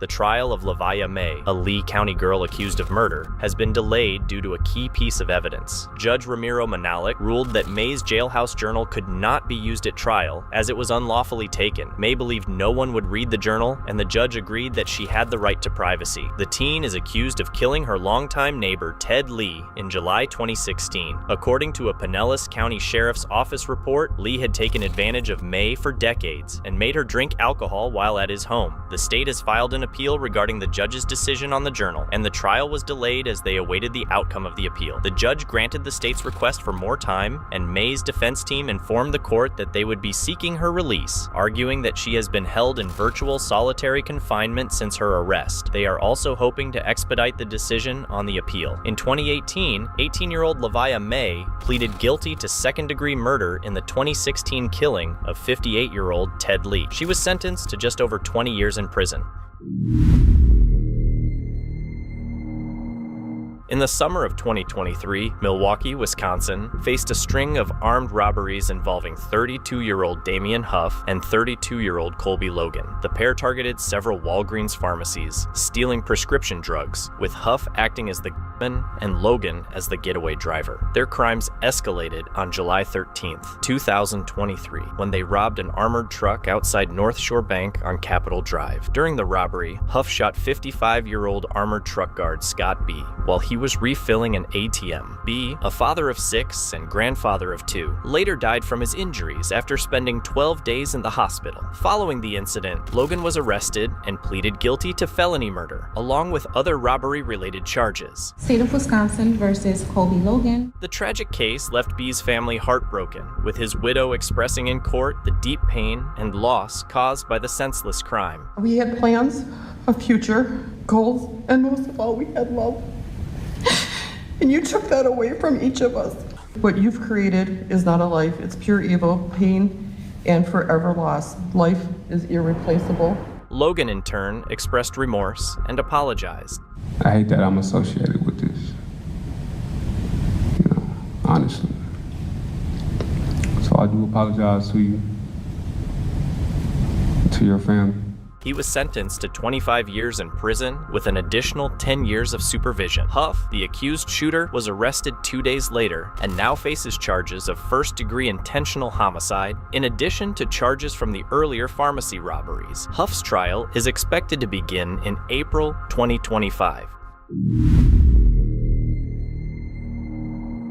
It was June 27, 2016, when 31-year-old Stacy Sanchez decided to drive home after a night of drinking. Friends had warned her not to drive, but she didn't listen. Her decision that morning would have tragic consequences. As Sanchez drove through a quiet neighborhood around 6:15 a.m., she lost control of her car and accidentally hit a man who was walking nearby. That man was 69-year-old Jack Ray Tenholtzen. He was simply out for a walk, never expecting that his life would be cut short. Instead of stopping immediately, Sanchez continued driving for over a mile before finally parking near her home. Then, in shock, she walked away and went inside without calling for help. Police later found her at her home. She was arrested shortly after, and it was confirmed that her blood alcohol level was nearly 3 times the legal limit. The case moved to trial, and in April 2018, Sanchez was found guilty of second-degree murder, gross vehicular manslaughter while intoxicated, and hit and run. Though rare in such cases, the murder charge was based on the extreme recklessness of her actions. Jack Tenholzen's niece took the stand to speak about her uncle. She remembered him as smart, kind, and deeply loved by his family. He wasn't just someone who ended up in an accident, she said. He made a huge difference in our lives. In a powerful and compassionate gesture, Tenholzen's niece said she forgave Sanchez. I care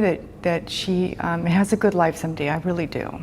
I'm very sorry that they're going through this too, because they didn't ask for this. She prayed for healing, not just for her own family, but for theirs too. It's a little bittersweet because you see a girl that has wrecked her life, and you see my uncle that will never see his family. He's gone, so he doesn't have any more opportunities. It's sweet because justice is served, but you know, somebody else is suffering, and her family is it's not fun to see her family cry. During the sentencing in August 2018, emotions ran high in the courtroom. Sanchez broke down in tears, but amidst the pain, a moment of grace stood out in the end, as Stacy Sanchez was sentenced to 15 years to life in prison.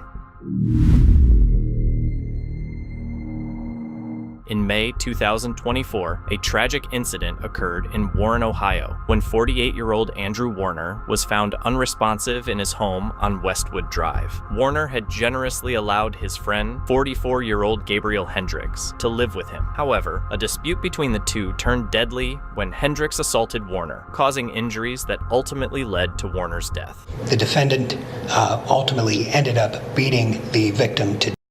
The victim died as a proximate result of the injuries that he sustained. Hendricks was initially charged with murder and felonious assault as investigators gathered evidence in the case. There were some extenuating circumstances with this case that led us to offer the lesser, which is the involuntary manslaughter. That's why we went down to the lesser. In January 2025, Hendricks pleaded guilty to an amended charge of first-degree involuntary manslaughter, citing certain mitigating factors in the case. Prosecutors, however, pushed for the harshest possible penalty. We feel that he's gotten enough of a break by going to the involuntary manslaughter. On February 10, 2025, Trumbull County Judge Cynthia Westcott Rice sentenced Hendricks to the maximum term allowed, 11 to 16 and a half years in prison. During sentencing, prosecutors emphasized the vulnerability of the victim and the betrayal of the trust Warner had shown in allowing Hendricks into his home. In December 1985, a tragic crime shook the city of Youngstown, Ohio, when 23-year-old Gina Tenney, a Youngstown State University student from Ashtabula, was found dead in the Mahoning River. Investigators later determined that the crime had taken place at her apartment on the city's north side, where her downstairs neighbor Benny Adams was living at the time. Despite initial suspicions, the case went cold for over 2 decades due to a lack of evidence. It wasn't until 2007 that advancements in DNA technology finally provided the breakthrough authorities needed. Adams was arrested in 2008 and convicted of rape, robbery, and murder. He was sentenced to death. However, in 2023, the Ohio Supreme Court overturned Adams' death sentence due to errors in the sentencing phase, although his conviction remained intact. During the resentencing hearing, Gina's sister delivered an emotional victim impact statement, expressing the family's pain and loss in a letter read by the prosecutor. What gave you the right to take her life? Your disregard for human life is heinous, vile, and evil, as are you. Prepare yourself, Mr. Adams. You will be held accountable by a much higher power than any on this earth, and that punishment will be far worse than the one you will receive here today. Adams continued to maintain his innocence. I know that we've been to trial and I lost in trial, but the way the things were presented, I'm innocent of the crime. On February 12, 2024, Adams, now 59, was resentenced in Mahoning County Court to 20 years to life in prison, the only available sentence under the law at the time of the crime. He will be eligible for parole after 11 years.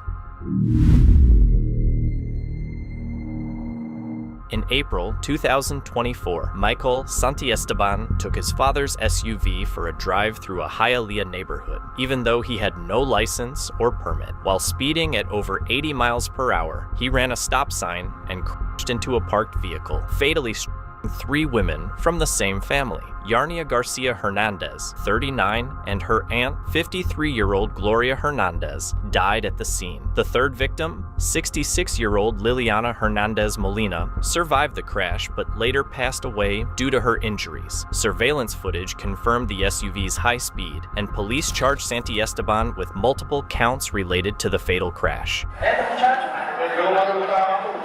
In February 2025, Santiesteban pleaded guilty to 3 counts of vehicular homicide and other charges. These women were the heart of our family, and they still had so much life left to live. This was not a harmless mistake. It was a choice that ended 3 lives. During sentencing, family members spoke about their deep loss and grief, while Santiesteban's father pleaded for leniency, reminding the court of his son's young age. He's a boy who has good feelings. He's not an evil person or anything like that. In May 2025, the judge sentenced him to 15 years in prison, followed by 15 years of probation, during which he will not be allowed to drive. By the time he is eligible to drive again, he will be 46 years old. In the early morning of September 30th, 2024, a tragic crash shook Warren, Michigan. Former police officer James Burke was driving his patrol SUV down Schoenherr Road at an estimated 117 miles per hour, nearly 3 times the 40-mile-per-hour speed limit without lights or sirens activated. At the same moment, 34-year-old Cedric Hayden Jr. and his best friend, 33-year-old DeJuan Pettis, attempted to make a left turn in their Dodge Durango. The collision both men instantly. Investigators concluded that nothing the victims could have done would have avoided the impact. There was nothing that these gentlemen could have done to avoid this crash. Months later, Burke was charged with 2 counts of manslaughter and related misdemeanors for causing the deadly crash. The video is very hard for the family to watch. It's hard for anybody to watch, and really the video is the best evidence. In court, prosecutors played dash cam and surveillance footage of his speeding SUV, while a crash reconstructionist testified to the extreme force of the impact. What does it indicate the speed is at this point in time? 117 miles an hour. So these actually don't demonstrate the distance between the Explorer, if he would have been doing those times, and the point of impact. Correct.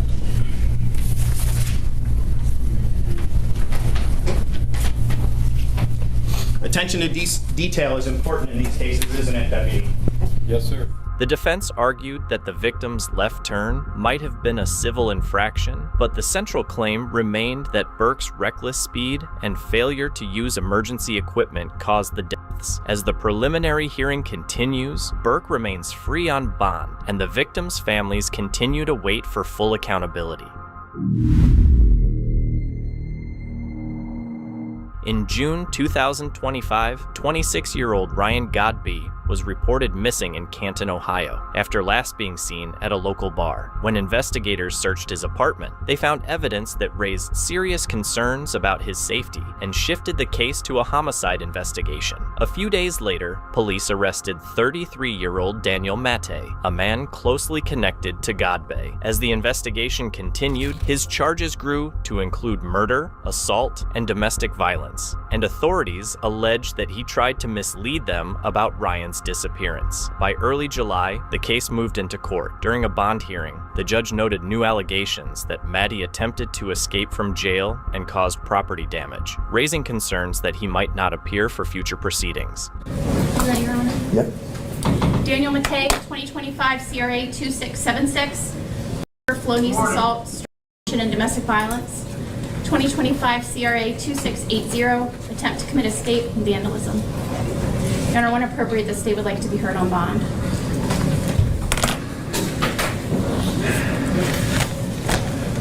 Mr. Matei, your attorney, Mr. Kowalczyk, is here. I'm going to let him speak on your behalf. You've got some papers there. Do you understand those charges? Yes, sir. Okay. Mr. Kowalczyk? Thank you, Your Honor. We acknowledge receiving copies of the complaint. Waive formal reading. Ask for this matter to be set for a status conference. I don't see much sense in setting it for a status since we don't have much time. I'm going to set it for a prelim. I'm fine with that. Friday the 11th. That works. Okay, at 10:30. And State, do you want to be heard on bond? Yes, Your Honor. On Friday, Judge Falvey set a $1 million bond on the murder charge. We would just ask that you keep that bond as set. Mr. Kowalczyk, do you have anything to say? Not at this time. Okay. Actually, the court's become aware that since he was served with these warrants, he's also been charged with an attempt to escape and a vandalism while at the Stark County Jail, which indicates to me a willingness not to appear in court. So I'm going to up that bond to $1.5 million. Thank you, Your Honor. And we will set the prelim for this Friday, the 11th at 10:30 a.m. Okay. Thank you. Thank you.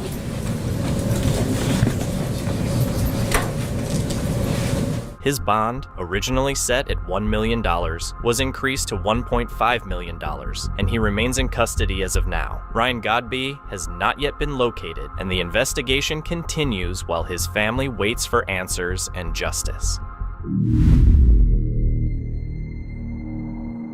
In the summer of 2025, the small community of St. Gabriel, Louisiana, was shaken by the death of Police Captain Devin Bout, 34. Investigators revealed that Bout had been in a complicated relationship with 25-year-old Warren Mitchell III, who had a history of robbery and drug offenses. Drugs, robbery, even some indecent behavior with back when he was a juvenile. Authorities say Bout had been providing Mitchell with drugs to use and sell, and their relationship had become increasingly strained. Mitchell allegedly felt trapped, and the situation had drawn the attention of the Iberville Parish Sheriff's Office, which had even referred the matter to the State Attorney General for review just days before the incident. Seems to be that Booty lost his direction through the relationship with this man.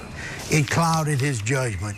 He thought that he was trapped in this relationship and this was the only way out.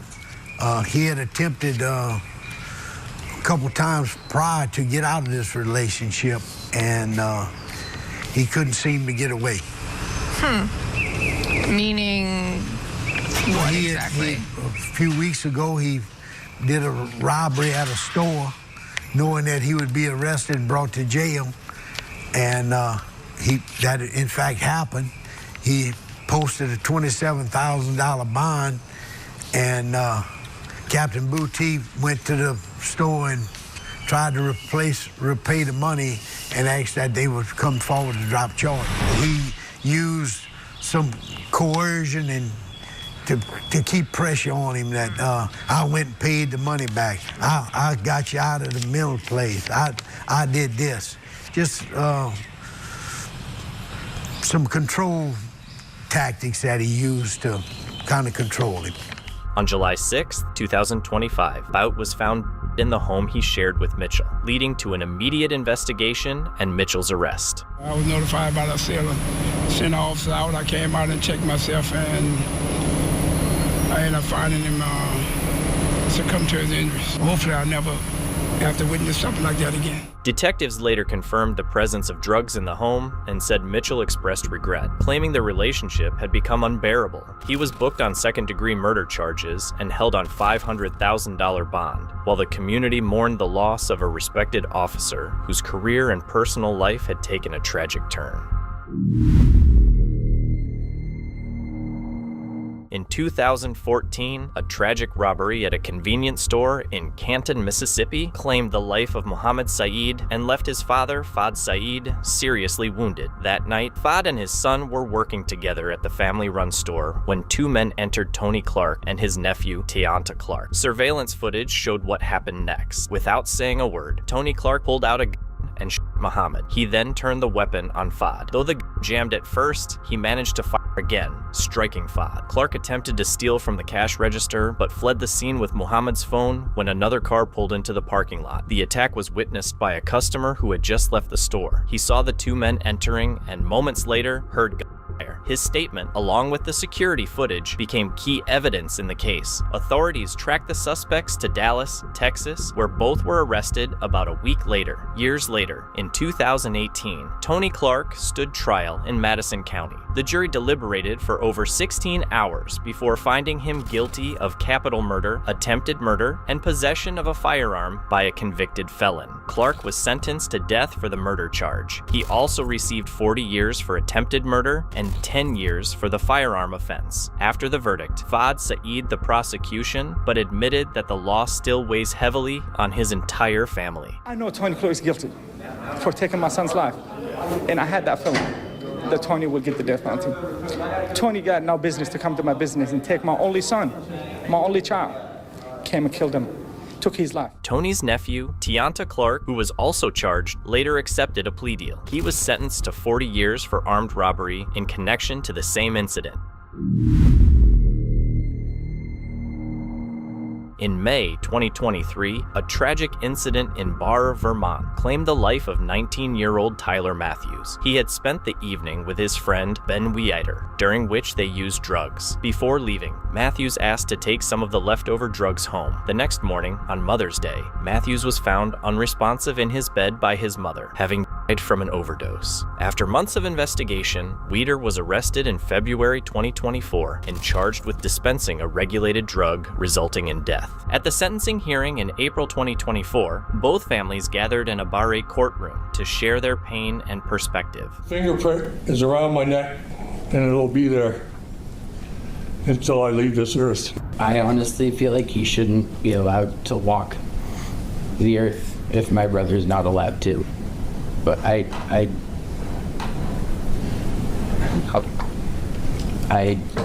want punishment. Matthews' family expressed heartbreak and called for a harsher sentence. Experience has been a wake-up call for him, and he's committed to making amends with his past.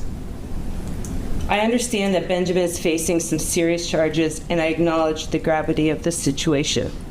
I do. Weiter's family highlighted his remorse and efforts to turn his life around. Have 12 months to serve a split sentence. I think this is an appropriate sentence, balancing all the factors I've discussed. Taking all factors into consideration, the judge sentenced Weiter to 12 months in jail, followed by 10 years of probation. The decision left Matthews' family wanting a longer sentence, while Weiter's family viewed it as an opportunity for redemption.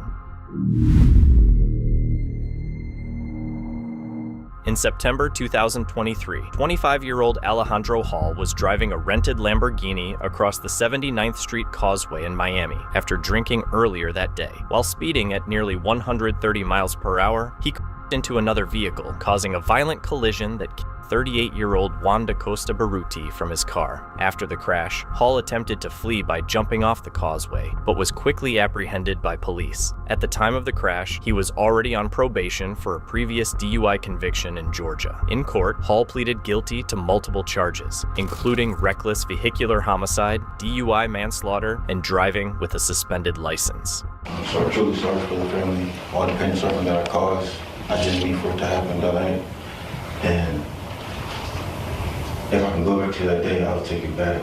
I think about it every day. Mr. Hall got a second chance. 4 months prior to the date that he killed my brother, he was told by a judge not to drive. During sentencing, he expressed deep regret and asked for leniency, while the victim's family urged the court to impose a harsher sentence due to Hall's prior offenses. After hearing both sides, the judge sentenced him to 18 years in prison, followed by community control, probation, and additional conditions such as alcohol treatment, community service, yearly donations to a victim's fund, and $88,000 in restitution to the victim's family. In the summer of 2022, 24-year-old Alanya Lenoir vanished after visiting an apartment complex in Midtown Atlanta. Surveillance footage showed her entering with friends, but never leaving. Investigators later concluded that she died inside the apartment and her body was secretly removed. Police linked 3 men to her disappearance, Deontay Reynolds, Nicholas Hendrickson, and Stephen O'Boy. Reynolds was arrested first, facing murder and evidence tampering charges. Hendrickson was taken into custody months later for allegedly helping to dispose of her body. The third suspect, O'Boy, fled for months before his dramatic capture in 2024, when authorities caught him after a jet ski chase on Lake Allatoona. For nearly 3 years, all three men were held without bond as Lenoir's mother, Jeanette Jackson, pleaded for justice. That changed in mid-2025 when a judge granted Hendrickson a $20,000 bond after he had spent more than 950 days behind bars, citing that his time served already exceeded the typical sentencing for his charges. What's your frustration level at that Nicholas Hendrickson got a $20,000 bond? My level is super high. That just feels like an additional slap in the face. I was devastated and I felt betrayed because they told me this would not happen. Reports indicated the bond allowed him to attend his father's funeral, a decision Jackson described as a slap in the face since she still cannot bury her daughter. Even if it was one of the reasons, it's very insensitive of Fulton County to put that on paper. I feel extremely disappointed in how Fulton County has chosen to handle this. The other two suspects remain in custody, no trial date has been set, and Lenoir's body has yet to be found, leaving her family in a painful wait for closure.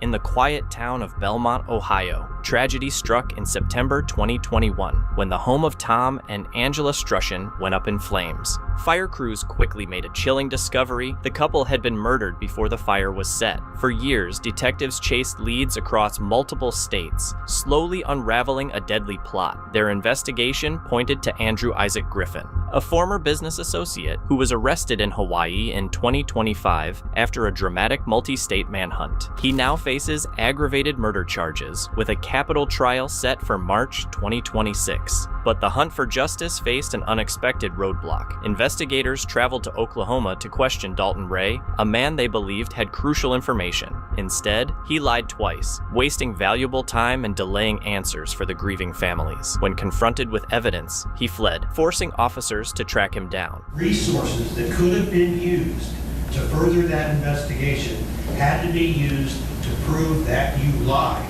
in furtherance of their investigation. You wasted time, you wasted resources, and you delayed victims' families getting answers. The officers at the time didn't know any different. Shortly after that, they learned that Mr. Ray was outright lying to them. They then returned to Oklahoma again about a month later to interview him. He again continued to lie, and then the officers confronted him with the information they had uncovered showing his lie. And at that point, he terminated the interview and actually fled from the officers. In June 2025, Ray was convicted of obstructing justice and sentenced to 2.5 years in prison. Meanwhile, Griffin remains behind bars, and the Strushin family still waits for the day a jury will decide the fate of the man accused of ending 2 lives in cold blood. Back in May 2021, Richard Howe was in the car with his family when they were reportedly cut off by another driver, 42-year-old Erica Keenis. The incident sparked tension on the road, eventually leading both vehicles to pull over near Francis Avenue and Addison Street. What followed was a heated encounter. According to Howe, Keenis approached him in an aggressive manner and, he claimed, threatened him with a weapon. Feeling cornered, Howe responded with force and shot her. Authorities quickly arrived on the scene. Despite attempts to provide medical help, Keenis sadly passed away. Howe and his brother stayed at the location and fully cooperated with police. Howe was later arrested and charged with second-degree murder. As the case moved to trial, Howe continued to say he acted in self-defense. However, investigators pointed out inconsistencies in his account. Initial statements revealed that while he claimed to feel threatened, he never actually saw a weapon, only that Keenis may have reached for something. In December 2022, the jury found Richard Howe guilty of second-degree murder. At the sentencing hearing, Howe expressed remorse over his action, but maintained his self-defense stance. Loss of life is never good. It's a definite tragedy, but I'm still maintaining that this was self-defense and that I had no way out, and I did what I felt I absolutely needed to do. Erica Keenis's stepsister remembered her as someone with a bright spirit, expressing the family's deep sorrow and confusion over the loss. Erica had a light inside of her. I love her very much. Myself and my family are deeply hurt and angry that this happened on a level that none of us can truly express to you here today or understand ourselves yet. The father of her son also addressed the court, saying the events that day came down to a series of choices that ended in tragedy. Many mistakes were made that day, but it was a choice to chase down Erica's car for a mile. It was a choice for you to exit your vehicle. It was a choice without hesitation and in anger, pull out your gun and kill another human being. Hu's family also spoke, describing him as a caring person with no prior criminal record. They stood by his belief that he acted to protect himself and his loved ones, asking the court for leniency. I know that he was a very kind-hearted person, and I know that what he did was in self-defense. Taking all sides into account, including Howe's clean record and circumstances of the incident, the judge handed down a sentence of 15 years in prison, considered on the lower end of the legal range. In May 2017, Jyden Glom was reported missing from her home in Vail, Arizona. Just a day later, her body was discovered in a shallow grave near a construction site, only 2 miles from her residence. Investigators quickly turned their focus to her stepfather, Joshua Lee Lelivier. During their investigation, police found that Lelivier had planted a fake note on Jyden's computer and had installed a hidden camera in her bathroom, capturing inappropriate images. Authorities also discovered that he staged a false attack on himself, claiming he was assaulted in his backyard in an attempt to mislead investigators. Jyden's blood is in the back of her mother's Traverse. And I know there are questions about this because this does get a little confusing because, my goodness, he drives the Charger. Why would he drive the Traverse? And here again, a lot of it comes back to what the judge told you. You have to envision this actually happening. You're deciding something that actually happened. She was transported in the Traverse. Wouldn't there be more blood? Well, it makes common sense. Common sense answer, yes, there would. So that's a problem that the state has now in their case. In November 2018, after a 12-day trial, Joshua Lelivier was found guilty of first-degree murder, exploitation of a minor, voyeurism, and abandonment of a body. The court sentenced him in January 2019 to life in prison without the possibility of parole, along with additional consecutive sentences for his other crimes. In April 2024, Ronald Raher engaged in a private role-play session with Thomas T.J. Crater, an Elvis impersonator, at his home in Milton, New York. According to Raher, their relationship involved consensual activities that included bondage and the use of homemade chloroform. On April 5th, during one of these sessions, Raher administered chloroform to Crater and left him tied up while he went upstairs. When he returned, he found Crater unresponsive and unable to revive him. Fearing the scandal that might follow, Raher did not call for help and instead left Crater's body in the basement for several days, during which he continued his daily routine before eventually contacting authorities on April 8th. On the first shelf of the right side of the cabinet, we see this blue metallic can. That's correct. Is that the acetone? I believe so. That's the type of container it comes in. During the 2025 trial, prosecutors argued that Raher recklessly administered the fatal dose and tried to cover up the incident, while the defense maintained that Crater had consented to the activities and may have self-administered the chloroform. Did you have any sort of position of power over TJ? Not more than what's done in our role plays. Other than the role play? No. You weren't his boss, you didn't? No. That TJ asked you not to chloroform him? Oh no, he wanted me to chloroform more, as often as I could. Crater's wife, who initially dismissed rumors of her husband's affair, was present in court and visibly emotional as evidence and photographs were presented. He told me that he was getting a box spring from a friend he had met online. The jury ultimately convicted Raher of second-degree manslaughter and evidence tampering. He now faces up to 15 years in prison for manslaughter, with additional time possible for the tampering charge. Sentencing is scheduled for July 8th. On June 7, 2016, a group of 9 cyclists, known locally as the Chain Gang, were riding along West Nidge Avenue near Mark and Glen Park. Charles Pickett Jr., driving a pickup truck, crashed into the cyclists. From behind 5 riders were killed instantly. Debbie Bradley, Melissa Fevig Hughes, Tony Nelson, Larry Pollock, and Suzanne Sipple. The remaining 4 cyclists suffered serious injuries. Pickett fled the scene, but was quickly located and arrested. Investigators determined that he was under the influence of methamphetamine, painkillers, and muscle relaxers at the time of the crash. He was charged with 5 counts of second-degree murder, along with multiple other charges related to operating a vehicle while intoxicated, causing death and injury. In April 2018, Pickett was found guilty on all charges. During the June sentencing hearing, he addressed the court for the first time, apologizing to the victims' families and survivors. There's nothing I can do to ever take it back. I'll live with this the rest of my life. I want to give my life for the people that murdered and hurt and maimed and everything else, and I just want to say I'm sorry.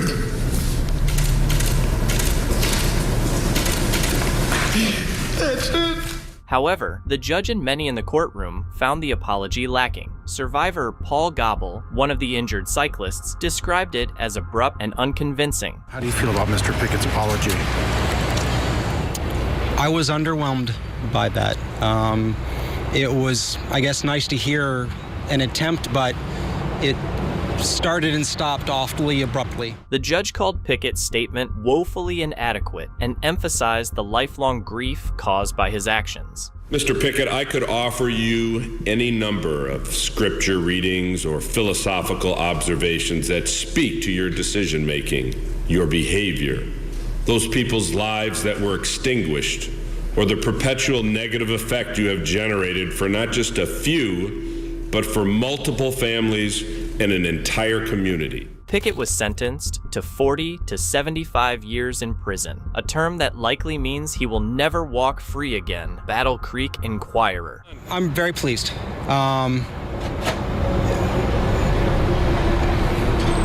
going to just have to leave it at that. I'm pleased that I think 40 years is my understanding of the sentence, so that's his minimum, and that seems appropriate. The crash left an entire community in mourning, but also brought people together to honor those lost. A permanent memorial was later established at Mark and Glen County Park, a quiet space to remember the victims and promote cycling safety.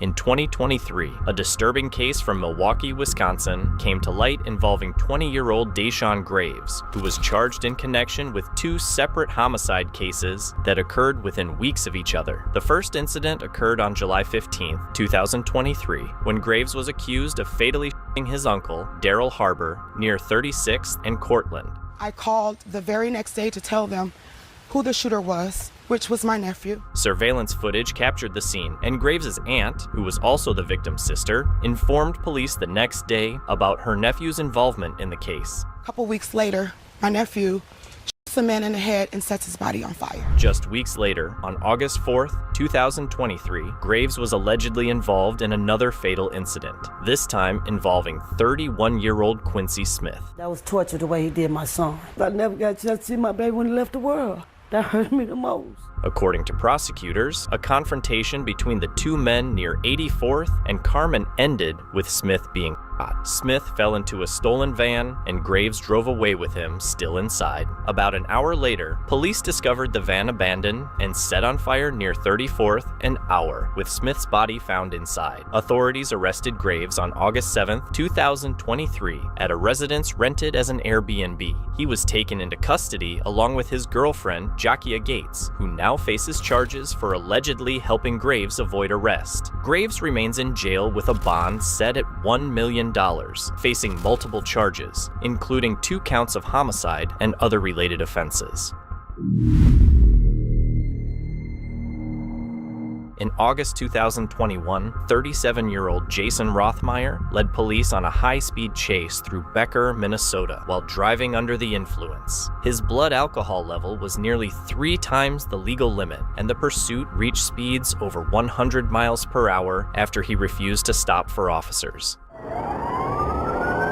The chase came to a devastating end when Rothmeyer's white pickup truck crashed into another vehicle. Inside were 3 young people, including 18-year-old Kyle Foley, who had recently graduated from high school. Tragically, Kyle died from his injuries.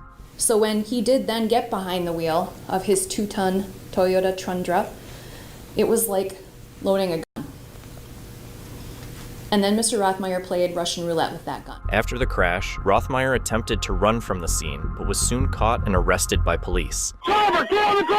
In court, he pleaded guilty to felony fleeing a peace officer, resulting in death. It's a horrendous act that happened.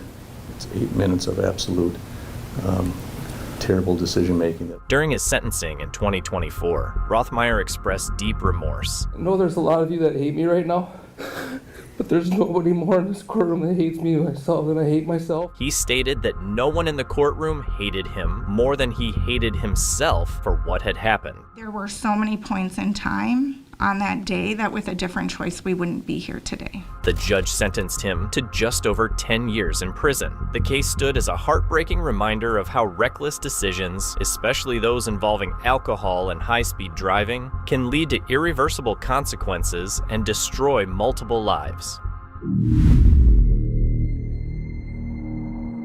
DeAndre Tignier stole a vehicle from a hotel in College Park, setting off a dangerous police chase that raced through several neighborhoods. As he sped through the streets, he ran a stop sign and crashed into a car carrying 75-year-old Dorothy Wright, her grandson Cameron Gosner, and her granddaughter Layla Partridge, who were simply on their way to church. The violent impact claimed the lives of all 3. After the crash, Tignier fled on foot and vanished, managing to avoid capture for nearly 6 years. During those years, he continued to commit vehicular crimes, adding to the weight of his actions. When he was finally caught following yet another police chase, Tignier faced the consequences in court. The jury found him guilty on all charges, including multiple counts of felony murder. It doesn't bring anyone back.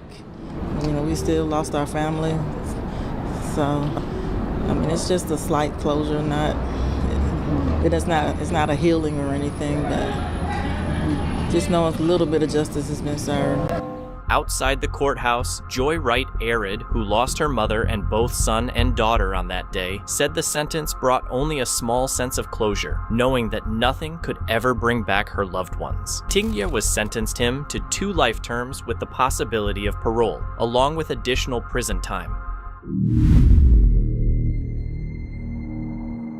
In Pocatello, Idaho, a poisoning case has drawn widespread attention and left one family searching for justice. The story began when Jared Goody and several of his family members started experiencing unexplained health issues. Despite visiting multiple doctors, no one could pinpoint the cause of their symptoms. Desperate for answers, Jared's parents contacted a forensic lab in Colorado. The lab ran tests and discovered dangerously high levels of selenium in Jared's body, a chemical that can be toxic when ingested in large amounts. Suspicion soon turned toward Jared's ex-wife, Courtney Goody. After an investigation, she was charged with aggravated battery. Jared and his family believed she had intentionally poisoned him and others over time. After a lengthy investigation, Courtney was charged, but in a twist, she entered an Alford plea to 2 misdemeanor battery charges. What Alford actually says is that there is a likelihood that a jury could convict if you were to go to jury trial. You heard Mr. Trammell say today, the prosecutor in his argument, that a jury may well have acquitted, and that's what they were worried about, and that's why they offered a misdemeanor, in my opinion. So both sides have to assess their risks. During sentencing, emotions filled the courtroom. Jared gave a powerful statement describing how every day had become a struggle and how the health issues still affected him. Definitely frustrated. The sentence and the punishment, it just doesn't fit the crime. However, it did feel better to see her leaving in handcuffs rather than not, so. His father, Brian Goody, became overwhelmed and was escorted out after yelling at the judge during the hearing. Courtney's defense team argued that the selenium could have come from natural sources or even THC use, but Judge Aaron Thompson rejected that explanation. In his ruling, he said the court believed Courtney had indeed poisoned Jared, though her motive remained unclear. Judge Thompson sentenced her to 180 days in jail, along with a $500 fine and additional court costs. Courtney was taken into custody immediately after the sentence was announced. In the Bay Area, one reckless decision changed the course of two families' lives forever. Charles Meininger was behind the wheel, driving at an extremely high speed, when he ran a red light and crashed into another car at an intersection. The other driver, Michael Horick, was just trying to make it home, but he didn't survive the crash. Michael's family described him as kind, motivated, and full of potential. He was a mentor to younger kids, a dedicated athlete, and someone with big dreams that would never be realized. The accident left his family heartbroken, but what followed in court was something rare and powerful. Charles stood before the judge and Michael's family and accepted full responsibility for what had happened. He didn't try to justify his actions. Instead, he expressed deep regret, saying no punishment could ever make up for the life that was lost. There's no words that can describe any of this. The things I've taken from you, the man I took from you. He made a final promise that he would carry Michael's memory with him in everything he does, and that he deeply regrets his actions. There is no amount of punishment that will ever make up for what I did. Nothing at all. But what I can promise you is this, that no matter what I do with my life, I will live it through Michael, and I will make sure that whatever I do will honor him. I promise that to each and every one of you. I'm so sorry. Michael's mother, through her pain, spoke with grace. I believe that Michael would want you to pay the price for taking his life, but I also feel that he would want you to be young enough to be able to get out of prison and still have the opportunity to make something of your life after you're sentenced. She believed her son would have wanted justice, but also mercy. She hoped Charles would one day be able to rebuild his life and do something meaningful with it. With the support of Michael's family, a plea agreement was reached. Charles received a prison sentence, followed by probation and a suspension of his driver's license. In May 2023, a tragic event occurred in Rochester, New Hampshire, when 66-year-old Haiti Rivera Nadeau shot her former partner, 54-year-old Lisa Stanley Rochelot, at Lisa's workplace shortly after the end of their 10-year relationship. Lisa's family described the relationship as emotionally abusive and said she had recently found the strength to leave and begin a new life. After the shooting, Rivera Nadeau fled to North Carolina, where she turned herself in 3 days later. Lisa passed away from her injuries 10 days after the attack, prompting the charges to be upgraded from attempted to second-degree murder. In November 2024, Rivera Nadeau pleaded guilty to reckless second-degree murder and falsifying evidence for disposing of the weapon. During the January 2025 sentencing, Lisa's family delivered heartfelt statements. The grief of losing Lisa is suffocating every single day. My mama was the purest, most genuine human being, and that was apparent with everyone she encountered. They described the immense loss they suffered and called for justice. When she finally found the strength to leave you, instead of letting her go, you decided you can't handle something not going your way. You deserve to rot in prison for the rest of your miserable existence, and beyond that, to rot in hell. Rivera Nadeau expressed remorse and claimed the incident was unintentional. Words can't replace my actions, and I know they can't make it better. But this is my attempt. While delivering the sentence, the judge acknowledged the seriousness of the crime and considered her previously clean record and age. He sentenced Rivera Nadeau 28 to 56 years in prison, along with an additional suspended sentence dependent on her good behavior. In August 2021, a boy was found dead from after being shot in an alley near 21st and Meinica in Milwaukee. The case remained unsolved for nearly 3 years, with little evidence pointing to a suspect. That changed in the summer of 2024 when a key witness came forward. The witness told investigators he saw the boy and Shavar Williams exchanging shots on the night of the shooting. According to the account, when the boy's weapon jammed, Williams fired the fatal shot. After this testimony, forensic experts examined evidence from the scene and linked Williams' DNA to a hat found near the victim's body, giving prosecutors the breakthrough they needed. Case of Wisconsin versus Shavara Williams, one first-degree reckless homicide. Does note, and rightfully so, sir, that you're charged with a very serious violent crime. Following this new evidence, 29-year-old Shavar Williams was charged with first-degree reckless homicide along with 2 additional felony charges. We have serious concerns about the safety of our community here. The victim of the homicide shot at Mr. Williams first. It is concerning that this kind of conduct would occur.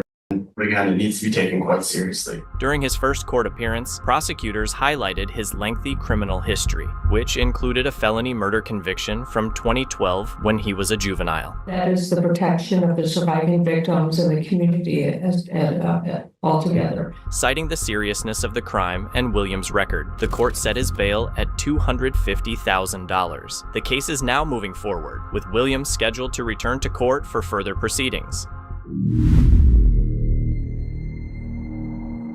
In the quiet town of Wyocena, Wisconsin, what first appeared to be a tragic and self-inflicted death soon turned into something far more complex. Alice Langer, a 76-year-old, was found in her home with a fatal gunshot wound. A handgun rested on her lap. At first, the scene raised suspicions that she took her life, but as investigators looked closer, the details didn't add up. Alice had been in a long-term relationship with Larry Manthe, who was 80 years old. Though they lived together, their relationship had become strained. Alice was planning to move out and had even contacted a realtor. She had asked Larry to pay her for her share of the home, and the deadline for that payment was drawing near. After Alice went silent for more than 15 hours, her family grew concerned. When deputies checked in, they found her lifeless at home, and immediately, questions began to surface. Forensic evidence started to challenge the original assumptions. There were close-range powder marks on her body, which often indicate another person's involvement. Even more unusual, the wound was on the left side of her head. Although Alice was known to be right-handed, investigators also found Larry Manthe's DNA on both the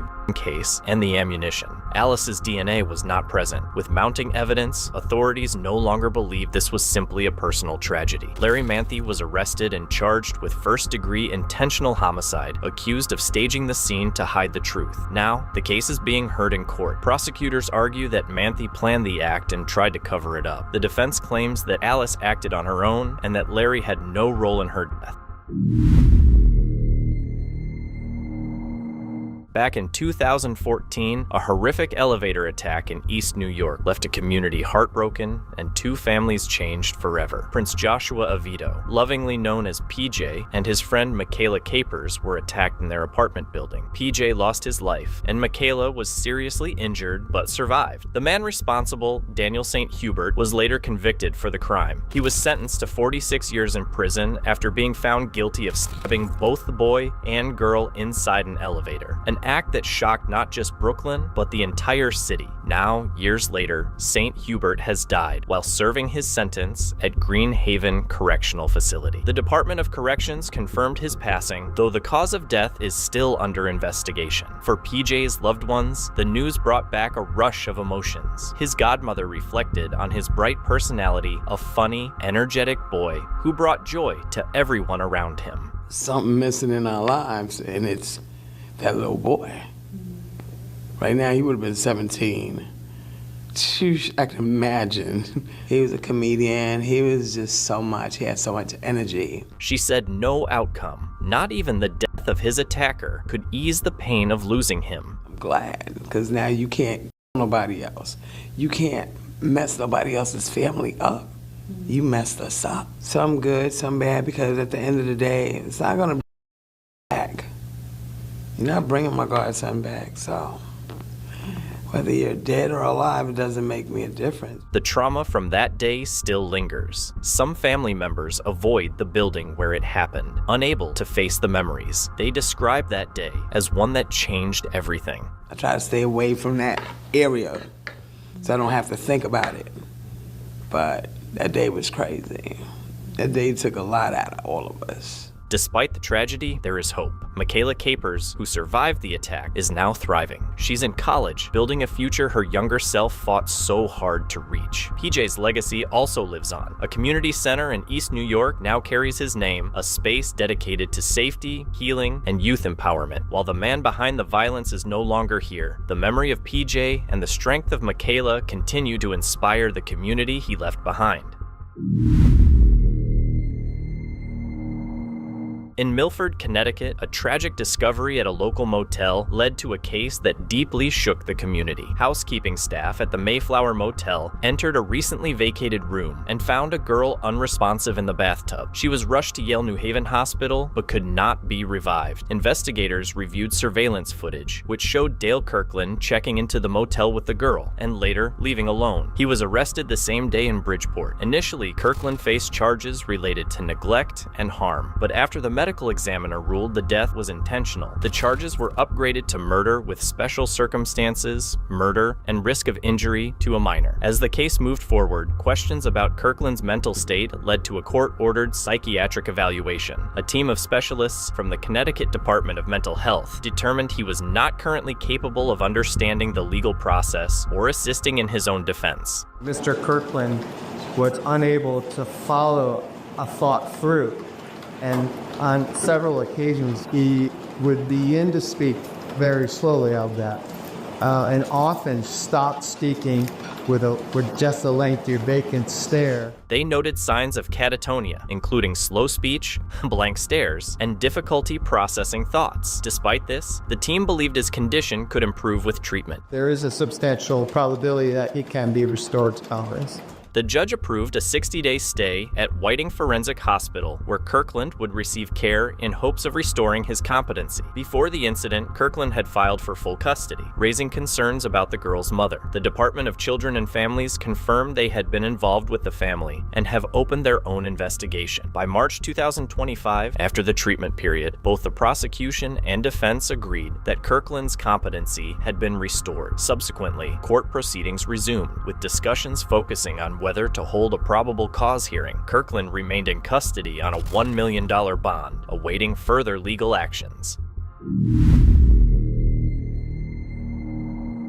In April 2019, Paul Bolthouse, a 39-year-old man held in the Muskegon County Jail under medical observation, passed away after experiencing multiple medical episodes that went unaddressed. He had been placed in a close observation cell for his safety and was supposed to be checked every 15 minutes. However, surveillance footage later showed he was left unattended for hours, despite visible signs of distress. She said she didn't think he was breathing. I entered Bolthouse's cell with Deputy Baker. Bolthouse was in a supine position on his mat in his cell. I called his name and checked for carotid pulse on the right side. I noticed that his mouth was open and there was no chest rise. Finding no pulse, I again called his name and shook his shoulder. His skin was cold to the touch. An autopsy concluded his death was due to a medical condition compounded by existing health issues. Initially, the sheriff's office found no wrongdoing, but an investigation prompted state authorities to take a closer look. Following a renewed investigation, 5 individuals, 4 jail staff members, and a former jail nurse were charged with involuntary manslaughter in 2021. By 2023, the 4 deputies had accepted plea deals, admitting to willful neglect of duty. Each was sentenced to community service and fined. Meanwhile, the Bolthouse family reached a $2.4 million settlement with Muskegon County, and the jail's healthcare provider, WellPath, also settled privately. The case led to reforms in jail protocols, including enhanced inmate monitoring and the introduction of body cameras for staff to help prevent similar incidents in the future. In November 2022, 33-year-old Mario Redmond was shot and killed inside a home near 46th and Locust in Milwaukee. Lance Wyndham was charged in connection with the killing, But as the trial approached, prosecutors informed the court they were not ready to proceed. They cited issues with a missing witness and recently uncovered evidence that the defense had not had enough time to review. As a result, the judge dismissed the case without prejudice, allowing prosecutors the option to refile charges later. Came down to witnesses issues and discovery issues. Despite the dismissal, Redmond's family remained optimistic, expressing confidence that justice would still be served once the case was fully prepared. We're ready to proceed with the court's previous order that the phone evidence and the snitch be excluded. I feel comfortable leaving here today that justice is coming, and we just want that to play, let the court take its course. Meanwhile, Wyndham also faces charges in a separate homicide from 2023. Months after the first case, prosecutors obtained a recorded prison phone call in which Wyndham allegedly discussed Michael Shraven, a mechanic he claimed was overcharging him. Shraven was found dead along Highway 145. Additional evidence tied Wyndham to the scene, including surveillance footage showing him near a burning vehicle. The state gets to wipe clean the chalkboard. The prosecutor in this case is not happy with the court's decision, as it can wipe his criminal record. This second case continues to move forward, with a final pretrial hearing scheduled. In July 2022, a tragic incident took place at the Oasis Surf and Turf Bar in Akron, Ohio. According to authorities, 24-year-old Gladys Sachet Ingersoll was involved in a heated confrontation with 23-year-old China Shepherd inside the bar's restroom. The situation escalated quickly, ending with Ingersoll firing a gun at Shepherd, resulting in her death soon after the shooting. Ingersoll fled the scene, leading to a police pursuit. The chase ended in a parking lot where police confronted her. During the encounter, an officer discharged their weapon, injuring Ingersoll. She was hospitalized, survived her injuries, and was later charged with multiple crimes, including murder, felonious assault, and obstructing official business. In January 2025, following a jury trial, Ingersoll was found guilty of all charges. During the sentencing, China Shepherd's family delivered emotional statements. What you took from us, we will never get to see her be a nurse, live her life, be a wife or a mother.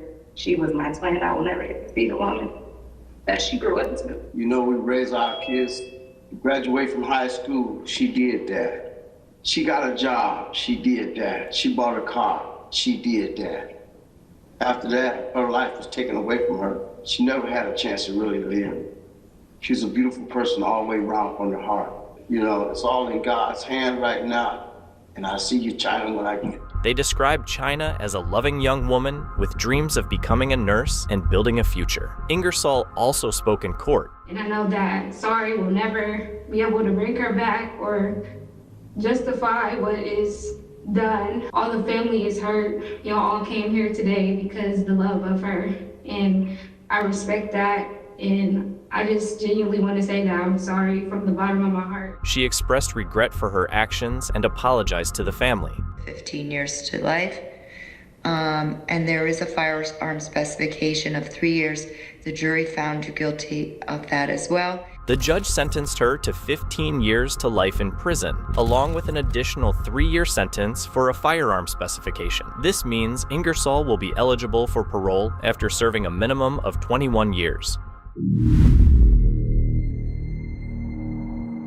In October 2021, 18-year-old Dwight DJ Grant was lured out of his apartment in Miramar, Florida by Christy Parisian, who invited him outside under the pretense of a romantic encounter. Unaware of what awaited him, DJ was ambushed in the stairwell of his complex by Andre Clements and Jaslyn Smith, who fatally stabbed him. The plot was driven by jealousy, with Clements reportedly viewing DJ as a romantic rival. Surveillance footage and digital evidence further supported the prosecution's case, leading to the arrests of all 3 defendants, who were charged as adults. As the legal proceedings unfolded, DJ's grieving parents made emotional appearances in court, expressing the deep pain the murder had caused their family. She stood right in my face and she said she didn't know what happened to my son. She stood right in my face. I don't know if he was still alive, but I could help him. The defendant chose to deprive me, his family, his friends of his life. During Parisian's bond hearing, the defense argued that she was unaware of the murder plan. The evidence points to she was manipulated to being involved in this without knowing that a murder was going to take place. However, investigators uncovered hundreds of disturbing text messages exchanged between the suspects, revealing their dark fascination with violence and detailed planning of the attack. On October 3rd, she says, "I love your opinion and all, but it's spooky season and my toes will be red. To represent the blood I'd be stepping on after I viciously stabbed someone to death." The court will deny bond. Christy Parisian and Jaslyn Smith eventually pleaded guilty in 2024, each receiving 25-year prison sentences followed by probation. In early 2025, Andre Clements also pleaded guilty and was sentenced to 40 years in prison, along with lifetime probation. In October 2023, former Miami-Dade Police Lieutenant Evelyn Fernandez confronted her ex-boyfriend, a retired officer, and opened fire, missing him but striking his vehicle. After the shooting, she fled to a home in southwest Miami-Dade belonging to her daughter's boyfriend. What followed was an hours-long standoff with police. SWAT teams surrounded the house, eventually using tear gas and sending in robots before locating Fernandez hiding in the attic, where she was taken into custody without further incident. Nearly 2 years later, Fernandez appeared in court and accepted a plea deal. Throughout the legal proceedings, Fernandez's daughter expressed her heartbreak, but acknowledged the complexity of the situation. I'm honestly super heartbroken because I'm 25 years old, looking forward to moving on in my life and my relationship, and all that has to kind of be on hold because she's missing something that she's been looking forward to her whole life. Fernandez pleaded guilty to charges including attempted murder, aggravated stalking, discharging a firearm, and several other offenses. I believe there's 3 stories to everything. You have one side, the other side, and the truth. So I really can't comment on what happened because I wasn't there for it. I will sentence you to 7 years in state prison. The court sentenced her to 7 years in prison with credit for time already served, leaving her with roughly 5.5 years remaining. Upon release, she will serve 20 years of probation under strict conditions, including mental health treatment, no contact with the victim, surrendering all firearms, and GPS monitoring if she remains in Florida. In January 2025, a tragic incident occurred in Milwaukee, Wisconsin, when 66-year-old Shirley Hill, also known as Regina Coleman, was accused of intentionally running over 41-year-old Mamadou Bamba following an argument. According to police, the two were sitting in Hill's car near 14th and North Avenue when a dispute broke out over a crack pipe. Bamba got out of the vehicle and attempted to walk away, but Hill chased him with her car. As Bamba fell in the street, Hill drove over him, then reversed and struck him again before fleeing the scene. Surveillance footage later confirmed the sequence of events, contradicting Hill's claim that Bamba had pointed a gun at her. Right now, the family is grieving. Mamadou Bamba, cousin Musa Kona, expressed the family's heartbreak, but emphasized their hope for justice through the court system. Bamba had a daughter who now faces life without her father. A strong case. Defendant could face life imprisonment if convicted. Following the incident, Hill was arrested and charged with first-degree intentional homicide. She is being held on a $250,000 bond and could face life in prison if convicted.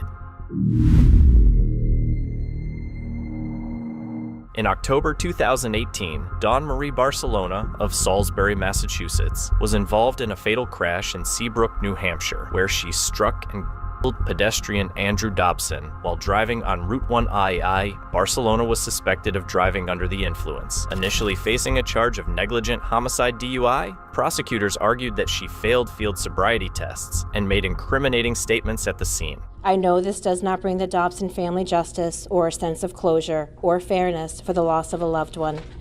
No family should ever have to endure this suffering. However, with the state of the evidence and the nature of the unknown that remains, felony offenses could not be sustained in this case. It's been tough. Really extremely distraught. And, I mean, pretty much we're disgusted by the way the whole thing went. So there are questions that we want answered, and we will get them answered. However, her defense pointed to possible medical reasons for her test performance and raised concerns about the missing video footage and other issues with the police investigation. As the case moved forward, the negligent homicide charge was dropped due to a lack of sufficient evidence. Barcelona was instead tried and convicted on a misdemeanor DWI charge. She was fined $500 and had her license suspended for a year. In February 2025, a tragic crash unfolded in Miami Gardens when Antonio Wilcox, allegedly driving at 99 miles per hour while under the influence of alcohol, crashed into a Nissan Altima. The impact pushed the vehicles into another SUV, resulting in the deaths of 3 girls, 1 boy, and their grandmother. He was driving a vehicle that slammed into another car where all these victims were located and killed them. 5 people are dead. Kamari Graham, Iriana Johnson, Azariah McCall, and their grandmother, Rosa Mary Jones, died at the scene. Kamira Graham initially survived, but later passed away from her injuries. At the time of the filing of the information, 4 had been deceased. Since then, this weekend, another child has we know that at least 2 people remain in critical condition. 2 others, including their mother and a boy who was a family friend, were critically injured and remain hospitalized. Good morning, Mr. Wilcox. Sir, you were arrested pursuant to an arrest warrant. There will be an amended information that will charge him with an additional count of vehicular homicide, as well as another count of manslaughter. Wilcox was arrested and charged with multiple counts of vehicular homicide and manslaughter. I believe that Mr. Wilcox poses a great danger to this community based on these charges alleged herein, and the fact that he killed 5 people driving. Well, he may not have been above the legal limit. He was inebriated or had alcohol in the system at the time. And I'm going to hold him no bond on counts 1 through 8. During his court appearance, the judge emphasized the severity of the charges, citing both the tragic loss of life and the alcohol involved, and ordered Wilcox to remain in custody without bond. Prosecutors are expected to file additional charges as the case progresses, while Wilcox remains behind bars awaiting further court proceedings. In October 2023, Albuquerque mother Rayana Ruiz was at home when her daughter said she saw a man in their backyard. Concerned, Ruiz got into an SUV with her daughter and another minor, following the man through their northeast neighborhood until he reached an apartment complex. Surveillance video captured the group arriving moments before a confrontation at the apartment door, during which shots were fired. See Mr. Roybal walking up the stairs there at that point. The minors, and there is the other minor with the gun.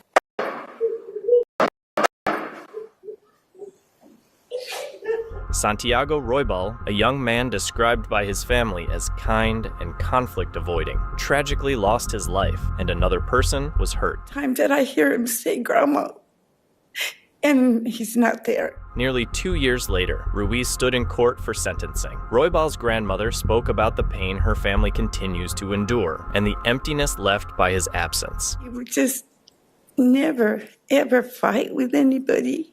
He always tried to avoid things and trouble. I ask that she gets everything that's coming to her. Judge Cindy Leos sentenced Ruiz to 20 years in prison for second-degree murder and related charges. Her daughter, Delana Bertella, is scheduled to face trial for her role in the case in September 2025, while the victim's family continues to seek closure. In March 2015, the peaceful community of Niles, Ohio, was shaken by a brutal crime involving Jacob LaRosa. According to investigators, LaRosa had just been released from juvenile detention when he broke into the home of his 94-year-old neighbor, Marie Belcastro. Once inside, LaRosa attacked her, attempted to assault her, and beat her to death. After the crime, he stole items from her home, including alcohol, and returned to his house nearby, where his clothes later raised suspicion. It happened to be our video cameras that caught him in the alleyway that day. Marie Belcastro was known in the neighborhood as a kind and gentle woman. This was just a horrific crime scene and a horrific bludgeoning of a woman that by all accounts, was a wonderful woman. Certainly no one, let alone Mrs. Belcastro, deserved the ending that she got to her life. She was a nice woman. I mean, she'd give anything to anybody. The shocking nature of the crime, especially given La Rosa's young age and the vulnerability of the victim, captured local and national attention. For several years, the legal process moved slowly until 2019, when La Rosa appeared in Trumbull County Court. Just as jury selection was about to begin, he changed his plea to no contest. No contest. These jurors were no nonsense and weren't going to mess around. The court found him guilty of aggravated murder, aggravated burglary, aggravated robbery, and attempted. Prosecutors described the crime scene as horrific and pushed for the harshest sentence, life imprisonment without the possibility of parole. We're going to prepare now for the sentencing hearing, and like I said, our goal is to get him life imprisonment without the eligibility of parole at any point in his life. In 2019, the court sentenced Jacob La Rosa to life in prison. However, in 2021, a new Ohio law, Senate Bill 256, changed the rules for juvenile offenders. The law made La Rosa eligible for parole after serving 25 years despite the original life sentence. In January 2025, a tragic incident unfolded in the town of Geneva, Wisconsin, when Michael Meager was fatally shot by his stepfather, Stephen Merkel. According to police reports, Merkel, who had a history of alcohol-related offenses, admitted to drinking that night and was trying to appear cool to Michael by showing him a taser and a handgun. Believing he had removed the magazine from the gun, Merkel pointed it at the boy and pulled the trigger. However, a bullet remained in the chamber, Michael. Despite being rushed to Aurora Lakeland Medical Center, Michael did not survive. Following his arrest, Merkel was charged with first-degree reckless homicide and held at the Walworth County Jail on a $250,000 bond. Even though you're waiving your right to a preliminary hearing, you still have a right to a jury trial on the charges. Do you understand that? Yes, Your Honor. All right. During court proceedings, he waived his right to a preliminary hearing, acknowledging the strength of the evidence against him. Michael, a second grader at Brook Park Elementary in Brookfield, Illinois, was remembered by his school community for his kindness and joyful spirit. In March 2023, Harris County, Texas, witnessed a heartbreaking tragedy involving 25-year-old DeAndre Flanagan and his daughter, Zavia Flanagan. The incident began when Flanagan, upset over personal issues with his ex-girlfriend Kirsten Watson, took Zavia from daycare without permission. He then went to Watson's workplace, took her phone, and left with Zavia. As police tracked his location, Flanagan led them on a 30-mile chase. During this time, he made a video call to Watson and her father, where they saw him mistreating the girl. The chase ended after police surrounded Flanagan's vehicle. Zavia was rushed to the hospital, but sadly she did not survive. In January 2025, Flanagan's capital murder trial began, where emotional testimony and evidence were presented in court. The jury was shown screenshots from the video call and heard statements from law enforcement, medical experts, and Zavia's family members. Prosecutors revealed that Flanagan's actions during the incident caused fatal injuries to the girl. After a brief jury deliberation, Flanagan was found guilty of capital murder and sentenced to life in prison without the possibility of parole. In October 2022, 18-year-old Elijah DeWitt, a Jefferson High School football star, was fatally shot outside a Dave & Buster's at Sugarloaf Mills Mall in Gwinnett County, Georgia. The investigation revealed that Elijah was not randomly targeted, but was confronted by individuals he knew. Two suspects, Kamar Bryan and Chandler Richardson, were arrested shortly after in South Carolina and extradited to Georgia. Authorities later uncovered text messages suggesting the suspects had been looking for someone to rob that night, and Elijah tragically became their victim. Sir, you have 4 felonies. Here, stand up. Do you know what they are? Kind of, sort of. There are no bonds, Superior Court only. Only a Superior Court judge sitting in your case can grant a bond. Do you know what that means for you? You're going to be here for a while, okay? The others have been denied. It says you're a flight risk or a danger to the community, so there are no bonds. Do you know if, does your family or someone know you here, sir? Do you know if they have you an attorney or not? They do have an attorney for you? Yeah. Do you know who the... You did. Do you know who that attorney is, sir? His name like Lamar Gardner or something like that, something with a G. Okay, but you do have an attorney. Yeah, I spoke to him yesterday. All right. And I'm sure he's told you don't talk about your case with anyone, right? So just remember that. Are there any other questions you'd like? Do you have his number? Do you know how to get in touch with him? Nah, but if you call my mom or my dad. All right. Fair enough. Well, hopefully they'll dress you out soon and put you in a housing unit and you'll be a little more comfortable, okay? Any other questions? Thank you, sir. Wish you the best.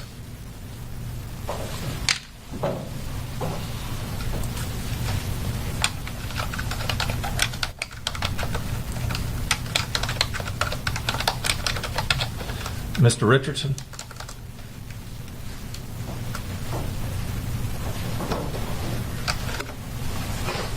Sir, you have 4 felonies. Do you know what those charges are? Yeah, Superior Court only. Only a Superior Court judge sitting in your case can grant a bond. The others have been denied. It says you're a danger to the community. Both suspects were charged with multiple felonies, including murder and aggravated assault, and were denied bond due to concerns about flight risk and community safety. As the legal proceedings continued, Elijah's family also filed a lawsuit against the mall and its security company, citing failure to provide proper safety measures. In June 2024, both Brian and Richardson entered guilty pleas. Brian received a sentence of life without parole plus additional years, while Richardson was sentenced to life with the possibility of parole. A third suspect, Capetta Jones, was also charged and remains involved in the ongoing legal process. In June 2019, 26-year-old Sacramento police officer Tara O'Sullivan responded to a domestic disturbance call as part of her patrol duties. While assisting at the scene, she was caught in an ambush by Adel Ramos, turning a routine response into a tragic event that shook the department and the community. Fellow officers and first responders were unable to reach her in time, and the young officer was later pronounced dead. Her dedication and service were widely honored in the days that followed, as Sacramento mourned the loss of a promising officer. After years of court proceedings, Ramos was convicted of murder with special circumstances and formally sentenced to death in June 2025, following a jury's recommendation earlier in March. Although California currently has a moratorium on executions, prosecutors pursued the case as a matter of accountability for the calculated attack. Sacramento officials and police leadership said the sentence brings a measure of justice, and they emphasized that Tara O'Sullivan's service and sacrifice will never be forgotten. In June 2025, a quiet neighborhood in Preble County, Ohio, was shaken by a tragic misunderstanding. Investigators say 59-year-old Kenneth Brabant saw a motorcycle pass his home late at night and believed the rider was connected to a personal dispute involving his daughter. Acting on that mistaken belief, he confronted the motorcycle and struck its passenger, 41-year-old Leah Hoare, outside a home on Upper Summers Road. She was later pronounced dead, leaving family and friends mourning the loss of a devoted single mother remembered for her strength during a long battle with cancer. Brabant was taken into custody the following day, and detectives testified that he became emotional when he realized he had targeted the wrong person. He seen the motorcycle coming, and he swung. So I asked him what he swung. He said, "That's the bad part." I said, "What was it?" He said, "It was a machete." A judge found probable cause to move the case to common pleas court, and Brabant now faces charges including murder and felonious assault. He remains in custody on a $1 million bond, awaiting further hearings as the community seeks justice for the sudden and heartbreaking loss. On the morning of July 1st, 2025, 22-year-old Blake Herring, who identifies as female, was seen on surveillance footage inside a Southfield Myers store, browsing tools before selecting a hatchet. Captured in Myers, purchasing a hatchet.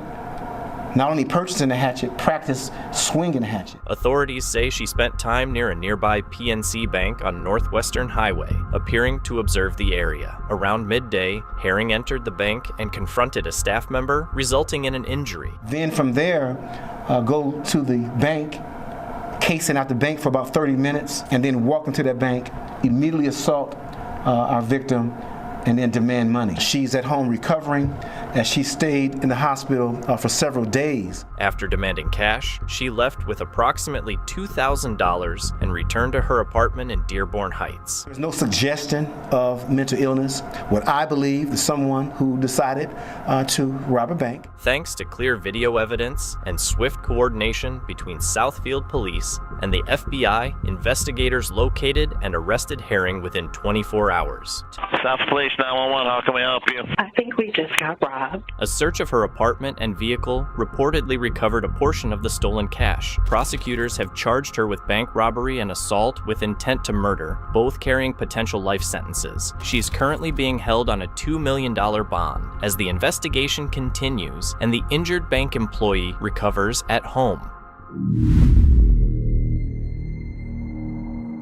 In November 2022, 33-year-old Mario Redmond was found dead inside a Milwaukee home near 46th and Locust. Surveillance footage and other evidence led investigators to charge Lance Wyndham, then 31, with first-degree intentional homicide as a party to the crime. This is a 2022 homicide. The victim is shot in the face. Although everyone says they didn't see the shooting, it's a very orchestrated situation and has come together now. As the case moved toward trial, prosecutors encountered a setback in May 2025 when a key witness failed to appear. They requested that the case be dismissed without prejudice, allowing it to be refiled later. In July 2025, prosecutors officially refiled the charges, stating that new evidence had come to light, though its specifics have not been made public. The state wants to use that in a trial. Wyndham is also facing a separate case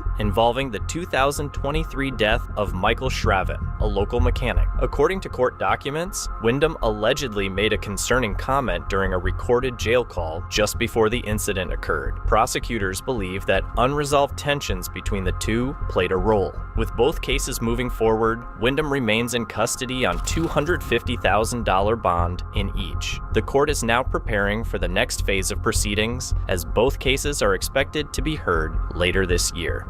Big thanks to our viewers for joining the courtroom journey with us. Your interest in the stories of justice is what keeps our channel alive.